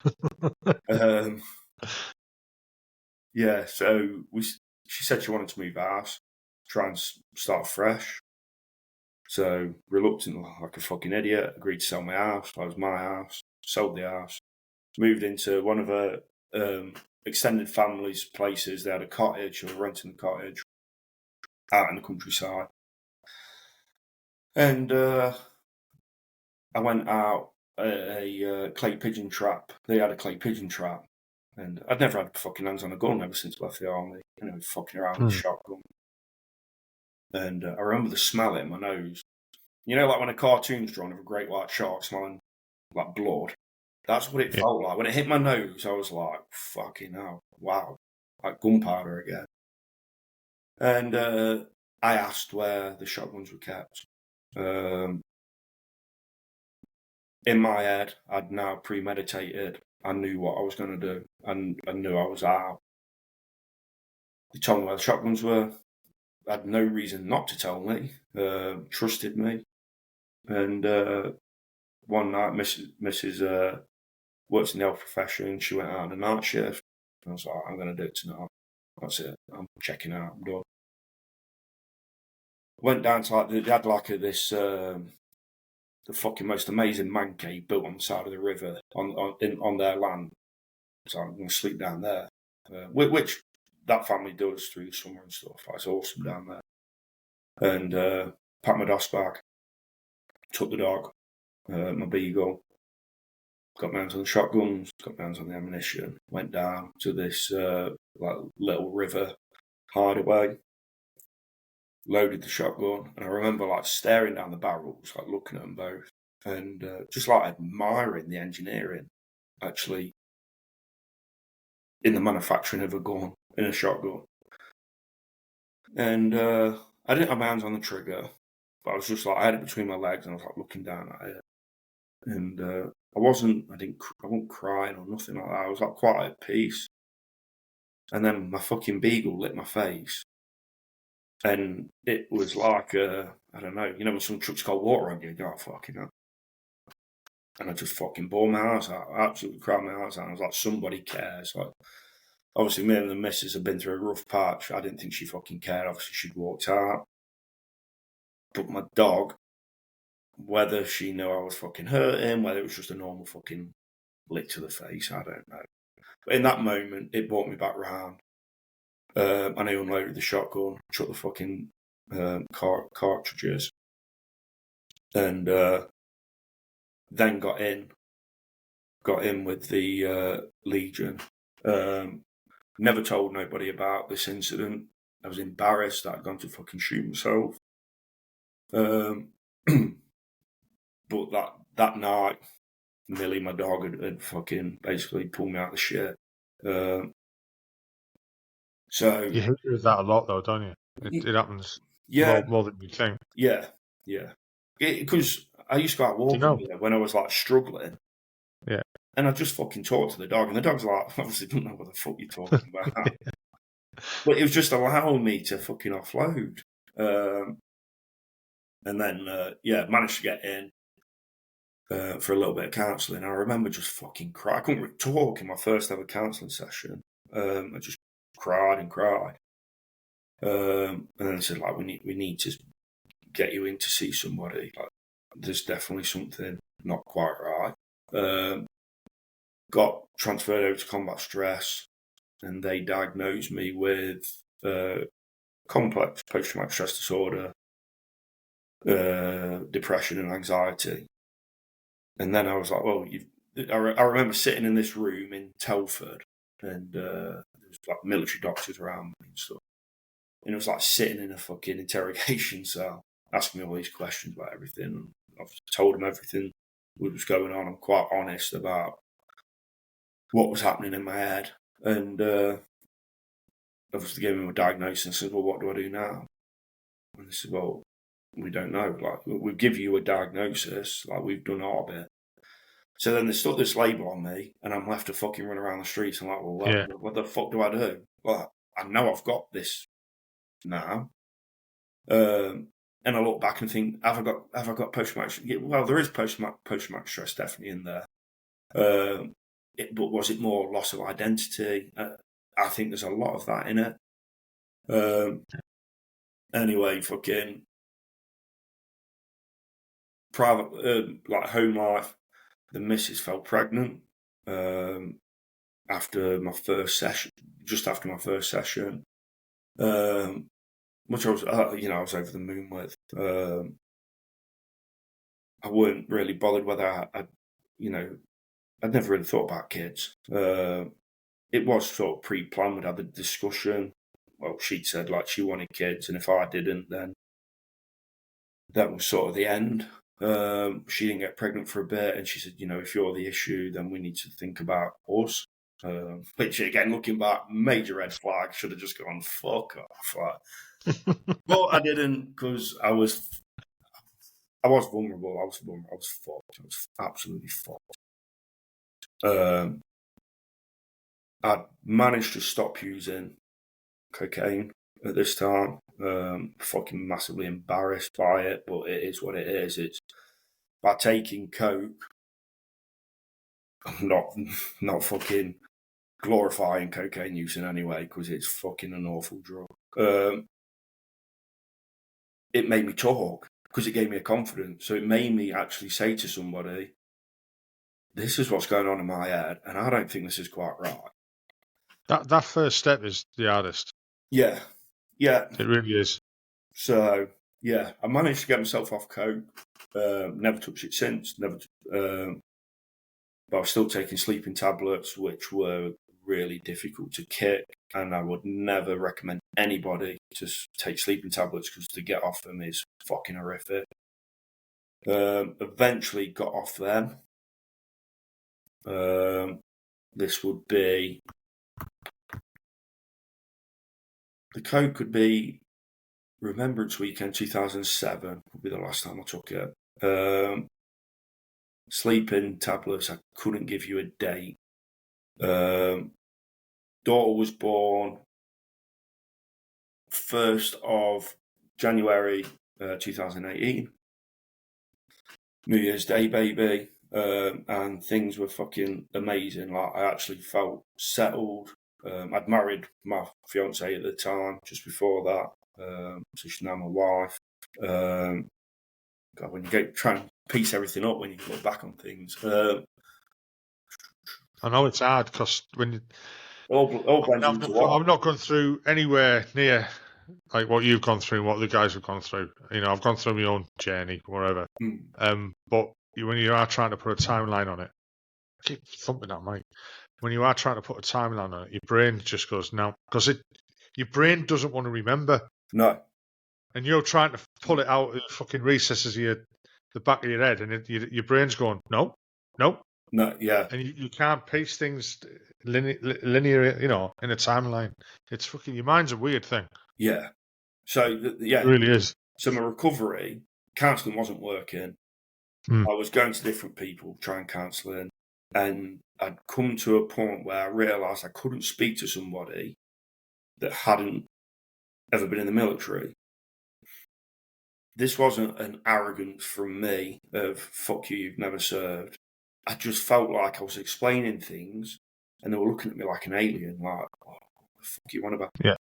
And because I was being really open about stuff, and I was like really quite descriptive and vivid about what was happening in my head, however violent it was, however dark it was, and saying like, I don't want to be here, I want to die, and all this shit. And they were like trying to be like, oh wow, that's not the right view, Mark. You need to be that. And trying to be pink and fluffy, cuddly and fluffy with me, it wasn't working. I needed somebody to sit there and go, right, stop being a prick, let's start sorting this shit out. And then a little charity found me. I don't know how. I was doing a lot of writing, a lot of posting on social media, doing a lot of poems, which, I was approached by a publisher to take on my poems, and I was in such a fucking way. I just fucked him off. Just wasn't interested. Didn't want my work published. And I look back and think, yeah, you fucked that one up as well. So yeah, I fucked that off. Didn't want to speak to anybody. Didn't want fucking my work publishing. I still occasionally do the odd poem, and I was finding it like quite helpful to write it down. So I was using social media as an outlet, writing down what was going on through my head, how I was feeling, which probably It's a therapy. It's a writing therapy, isn't it? It's the way they treat some people. yeah. But Yeah. obviously, I was like pouring it out to the world in social media, which can be a dangerous place. Yeah, it can be fucking toxic out there. Oh yeah, and then he had some people fucking calling me saying he's full of shit, and that was making me worse. I was like, I wish you could see into my head because I fucking promise you, like, I don't want to feel like this, but this is how I feel. And some of my civvy mates were like, fucking hell, mate, like, you do not sound good, like, you need to fucking sort this out. Some of my military mates didn't know what to do with me because I was like probably the first out of definitely the first in the troop, probably the first out of our Herrick lot to come forward and go, my head ain't right. And I wasn't of the character when I was in to go, my mental health's not good. I'd have probably been one of them. None of us were. Yeah, probably been one of them where they'd have gone, he don't believe in mental health. He's like, hard, cold bastard. So yeah, this charity picked me up and they did something called EMDR therapy. And they tried to sell me this EMDR and I was like, I'm not doing this hippie shit. Not a fucking chance am I even... I'm laughing, right, because the amount of people who I've talked to on here, looking at it, have said them initials. And I've just, like, the first time I heard about it, I was like, it's what? Yeah. And a guy, it helped him that much that, I mean, his podcast's out in about 3 weeks' time. It helped him that much that he went to university and he's now a psychologist Fucking hell. because of it. You know what I mean? It was like, fucking hell. And I'd never heard of it before. But I mean, if you'd like to explain to the people who are listening what it did for you and how it helped. So, originally, like how it was born was some woman, I think, in New York watching trees or something, and the trees like moving, and they were watching it, and then they realised like it was doing stuff to the mind. And then in its infancy, somebody would hold a pen and like, I've got a pen here, and wave a pen like that, and like say, watch the pen, watch the pen. And when they were telling me this stuff, I was like, no, fuck you, you're wasting my time. Like, I need help now. Like, I ain't got time to be fucking around doing this. But for me, it was like on a bar, probably 12 inches long, that sit horizontally on, and they put on the wall, and this red light. Well, you could pick your colour of the light, just change it up. Doesn't really matter what colour it is. And the light would go from one side to the other, different speeds, and like watch the light, and then it start like flickering. And then I also had these hand buzzers that vibrated in my hand, like, and they'd alternate. And anybody that's watching who knows about this, I'm not a professional, so I'm probably wrong in some of the things I'm about to say. Your mind, apparently, when your mind takes something in, it goes into the right-hand side of your mind. It's meant to digest into the left-hand side, and that's you processing it. But when you go through a traumatic event, sometimes it gets stuck. Sometimes, like with an IED strike, the IED goes off. You haven't got time to process that. You've got to deal with your casualty. You haven't got time to process the casualty because you're probably going to be in a contact. So you're trying to process that. You're trying to fucking deal with your section as well. So you've got all this shit going on, but you're not actually processing any of it. So it all gets trapped. So EMDR, when you're watching the light, for me, I had to go back to the bad memories, things that were like causing me the distress, and picture it and image it. So it's tough at first, and it can be fucking exhausting. And you're watching the light, and for me, like I could see it in full colour, the image. I could feel the heat. I could smell the smell. It was really weird. And then keep watching the light for sometimes up to an hour, and it allowed me to process it. And then the light would almost like crumble. The image, would almost go in black and white and like crumble away, like it, fucking as if it was made out of sand. It just crumbled, and it's like my mind like processing it. And sometimes I'd process it, but then it'd come back, and then I'd have to go back and hit it again. And eventually I got to a point where I sort of like was in control really of I'll say in control, sort of on top of things that were causing me post-traumatic stress, etc. So this will be 2017 when this all started. April 2017, started EMDR therapy. I never actually finished my treatment because of COVID, but I got to a point where I sort of like, I still have fucking days where things get me down, but got to a point where I could continue with life. 2018, daughter was born. End of 2017, married my wife. Daughter was born January 2018. Everything's fucking sound. Things were picking up. I'm writing a lot, doing a lot of poetry. Left my job, got another job. Actually felt quite settled for the first time in that long-term relationship. Felt loved at one point, which I'd never felt for a long time. Which people listen about, why are we in a relationship for 13 years? But when I spoke to counsellors, they put it down to childhood, because my childhood wasn't loving. I attached myself to something that I thought loved me when I was 19 with my partner, and thought that was love, and it wasn't. But I didn't know what was love and what wasn't love. 2019, got a job on the railway, Network Rail. Still work for Network Rail now. I'd stopped drinking, 2018, so stopped taking fucking drugs. 2017, stopped taking cocaine, should I say, and sleeping tablets. 2018, I had a stinking hangover on Remembrance Day, got absolutely slaughtered. England played New Zealand, and we lost 16-15. I remember that much. But I remember drinking Guinness that night, and I was flying through it. And I was like, I'm going to be in a fucking mess. But I feel in good form here. And then, obviously, we got talking. It was the Remembrance night, so we got talking about Afghan, and a lot of shit started coming back to me again. Again, the relationship is, when I drink, I think about it. Realised at this point, I need to stop this. Like, this needs to stop. Woke up Remembrance Day, fucking so hungover, so bad. And then I'm just like, I'm done drinking. That's it. And my mate's like, yeah, fuck off, you'll be drinking again in 2 weeks. I said, I'm done. That's it, I'm done.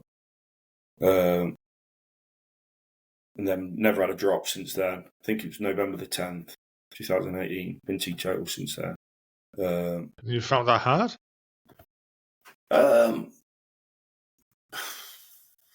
Or do the benefits outweigh the... Benefits outweigh, 100%. And do I miss getting bladdered? No, I don't. Do I miss a gin and tonic in the back garden in the summer? Yes, I fucking do. Do I miss a glass of red wine when I go out from there with my missus now? Yeah, I do. I do miss it. Like, I'm not going to say I don't, because I do. But it's just not worth. For me now, I just don't think it's worth me flirting with that mindset. I understand that more than you'd think, mate. Yeah. So yeah, I've been teetotal since then. Fucking hat off. I've got to take my hats off you for that. Cheers, thank you. You know what I mean? Cheers. It's fucking. And I'm not anti-alcohol either. Like some people say, No. You fucking judge on people that drink. I'm not. I don't. What I am judgy about is, you could go out and sniff a line of coke and you're like, oh, he's a fucking druggie, or you could go and smoke a spliff, oh, he's a pothead. You can buy a crate every night and nobody gives a fuck. No, it's just society, yeah. And I do think, as human beings, we have a bad relationship with alcohol, especially veterans, especially squaddies. Jesus. We use it as a crutch. The drinking culture when I joined was, everything was awarded or rewarded. Sorry, not awarded. Yeah, you got awarded drink for a reward. As I understand it now, that's been stamped out in the military. And talking to some of the lads last weekend who were serving in that, there's no nappy bars, or very few of them left. The messes are all shut, stuff like that. That drinking culture's kind of gone. They're still like a fucking beer, you know. They still go out on a piss and all that. Don't get me wrong. Scuddy's a fucking Scuddy in the end.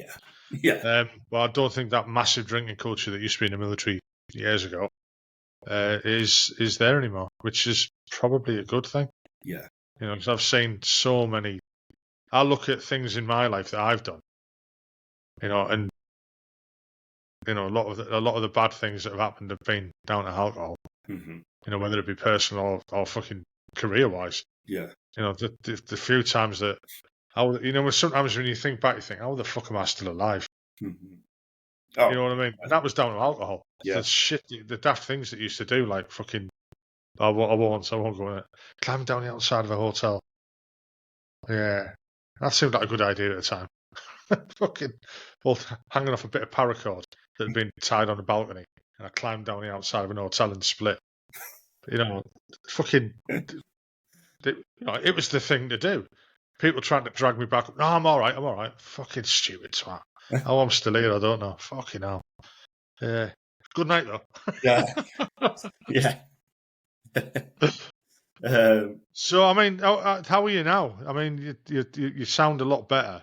Yeah, well, I ended up going through a divorce 2000 and separated from my wife 2020, March 2020.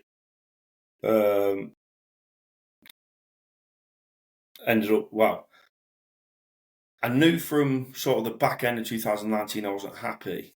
I actually realised at this point this relationship isn't good. I had a daughter at this point with my wife. I was married. I was fucking up shit creek like a paddle. Ended up having my dog put down 2nd of January 2020. Fucking heartbroken, didn't know what the fuck to do. I know that. And I remember my wife saying, after a couple of days, I was still fucking crying, saying that you need to get over it. Just the dog. And at that point, I was like, this relationship's dead. This is fucking dead. Like, there's no way back. It's done. Didn't know how to get out of it. Fucked up. Well, I told her I wasn't happy. I left, went to family friend's house, came home, told him to come home. Got a daughter. You can't just walk out. Because I said I need time. I need space. And she says, you don't get space in a marriage. Okay. Came back. I'm laughing because that's just bollocks. Yeah. And then I fucked up then. Somebody showed me attention. Ended up messaging this girl. Fucked up bad. Got involved with this girl. Never had an affair. Fuck all like that. Well, I mean, fucking messaging is not fucking good. It's not good at all. I'd hold my hands up fucking wholeheartedly. Relationship breakdown, marriage breakdown. I'd gone from leaving the relationship saying I wasn't happy, going back to then completely fucking burning every fucking bridge of trust going by fucking up how I did. And yeah. Did you not do that subconsciously though? I mean, the counselling I've had before, like since, have said like, this is why you've done it.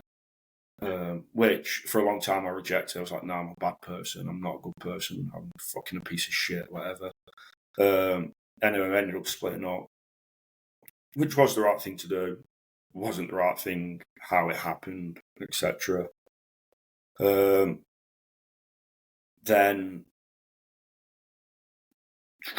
what happened?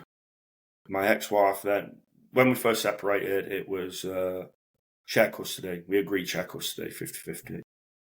She then decided, with one of her friends, who's a fucking bellend that I hate, caused me a lot of shit, that I wasn't going to have any access at all now. So alienated me from my daughter. Then pursued the fucking court case to regain access to my daughter, which I then ended up getting arrested for an assault I didn't do, where her friend and her made up that I assaulted them. Went all the way, got charged, went all the way to court.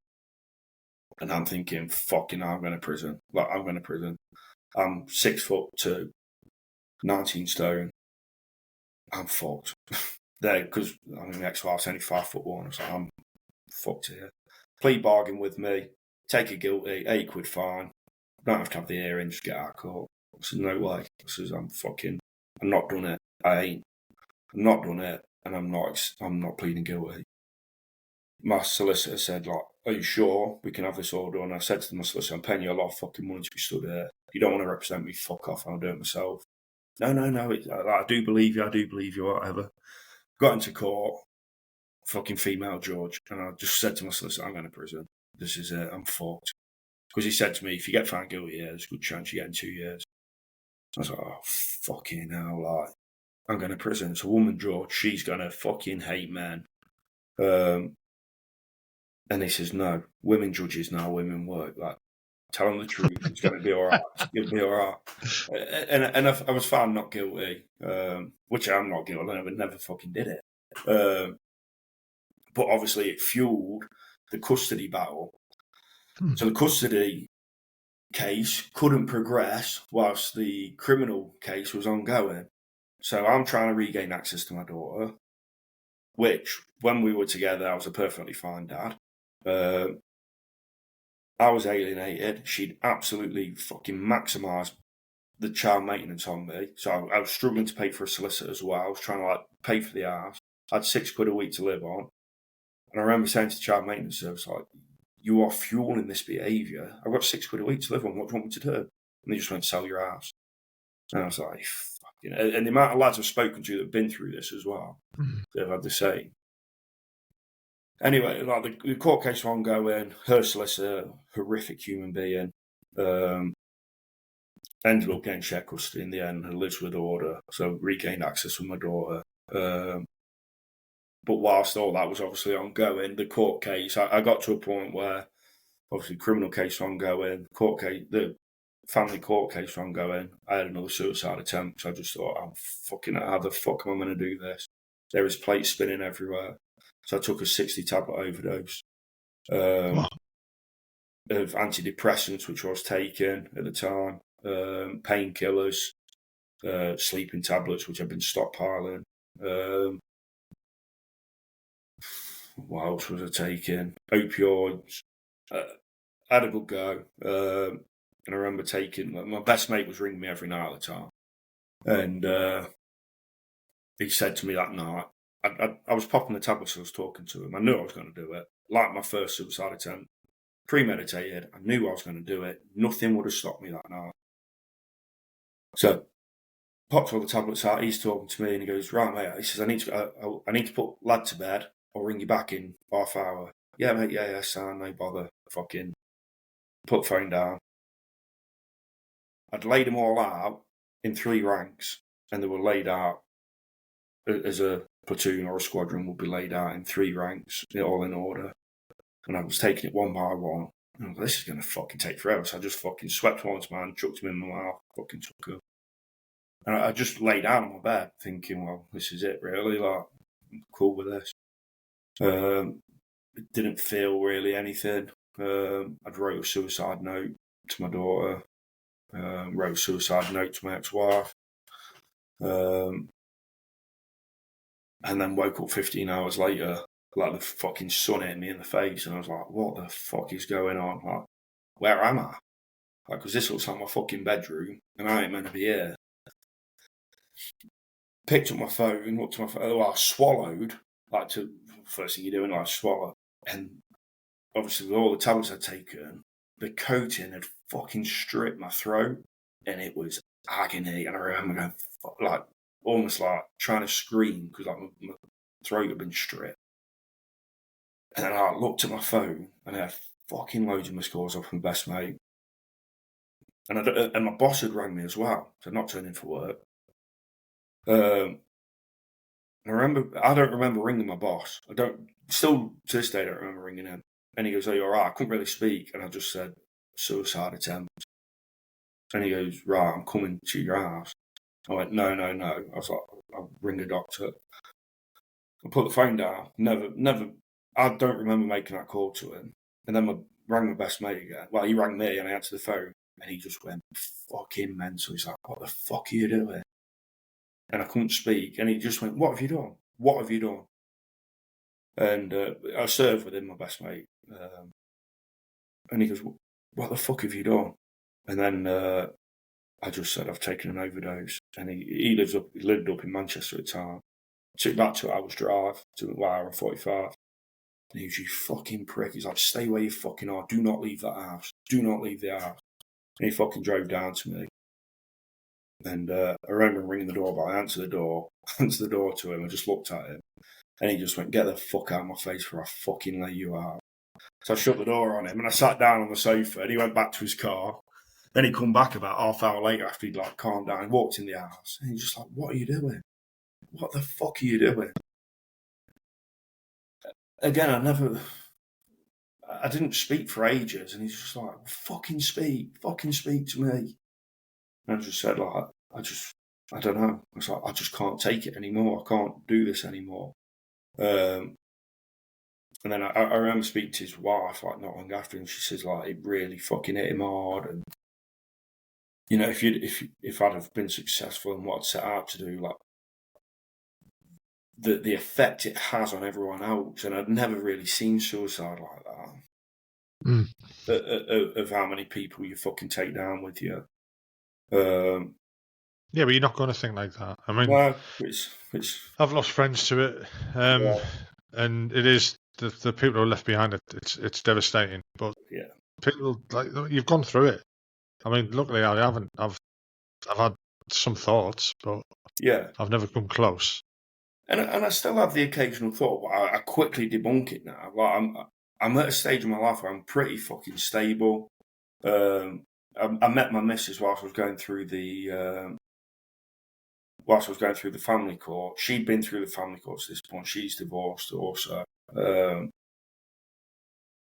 it was fucking tough for her as well. Like she said, like she's reliving it, something that she's already gone through that phase, and it's hard to watch me go through it. And you know, I wasn't a fucking nice person. I was so angry at the system and really struggling. And then whilst I was going through it, I found Strongman, and I've always sort of trained. And one of my mates like, he did Strongman. He's like, come and have a go at Strongman. And I was like, I remember looking at these fucking Atlas stones, thinking, I can't fucking lift them.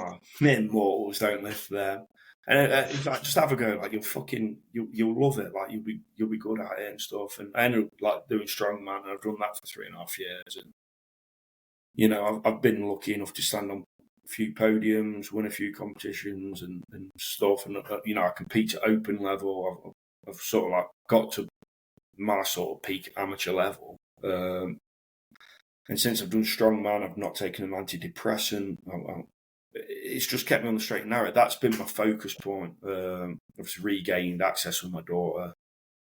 So I've got her half the time, which interrupted the call earlier. She's upstairs shouting "Dad," and because her teddy's broke and all I was broke loose. Oh God! But yeah, so like I say, strongman's been a massive saviour of mine.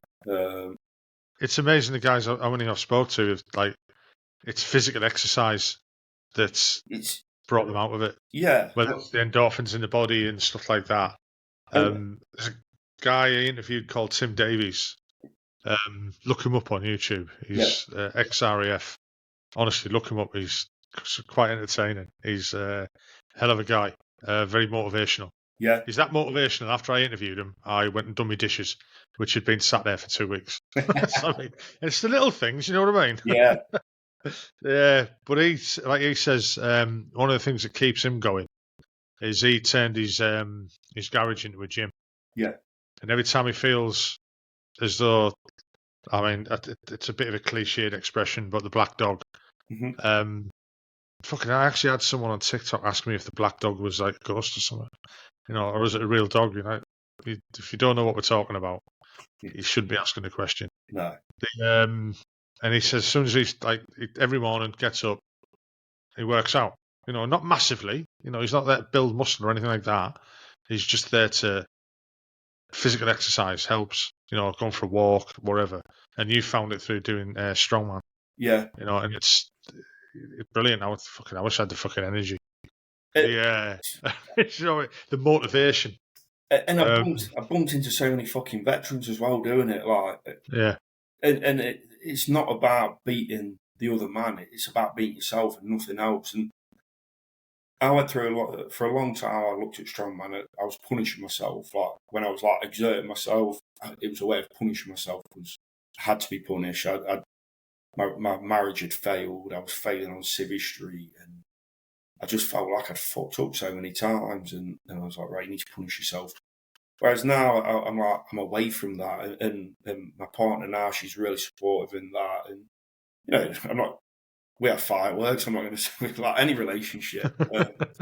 But when my marriage ended, I thought, well, that's that. I'm never going to fucking ever settle again. And now I've got a partner and two stepsons for the last 3.5 years, and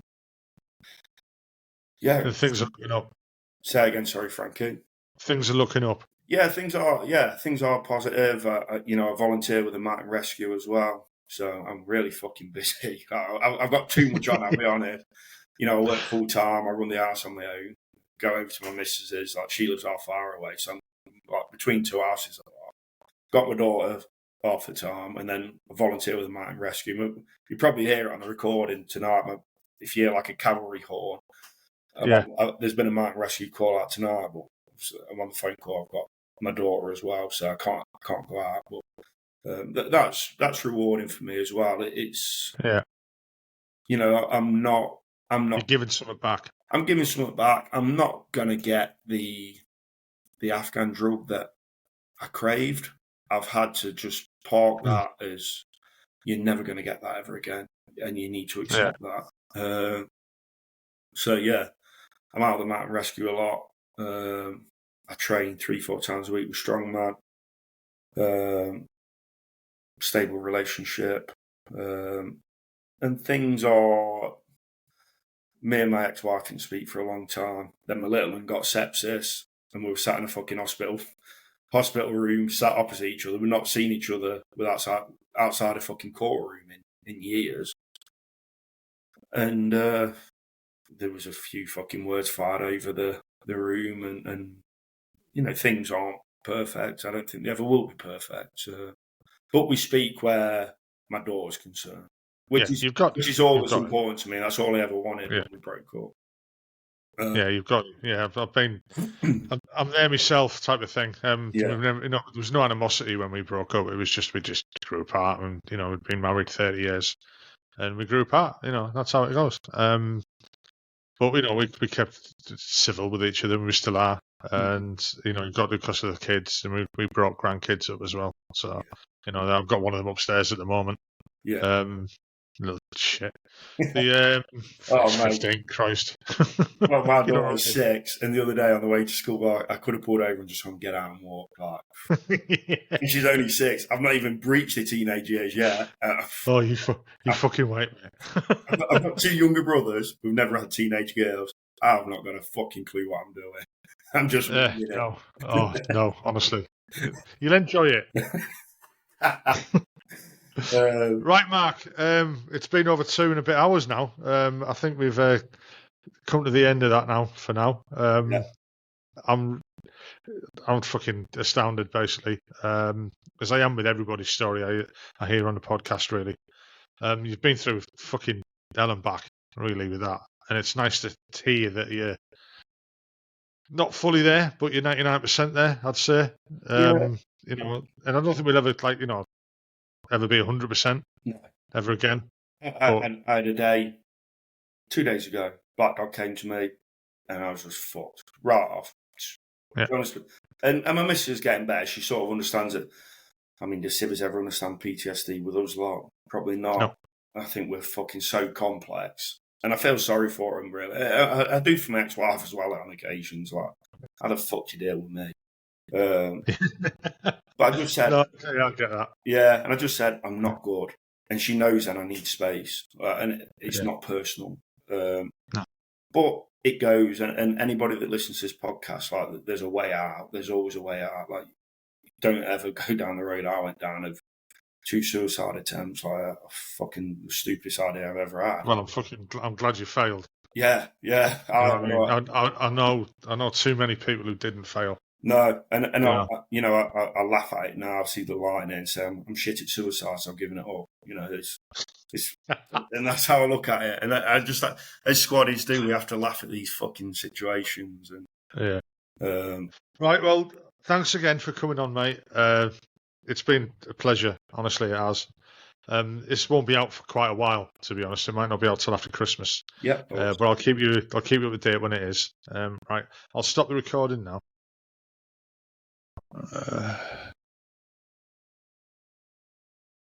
Right. It's nearly.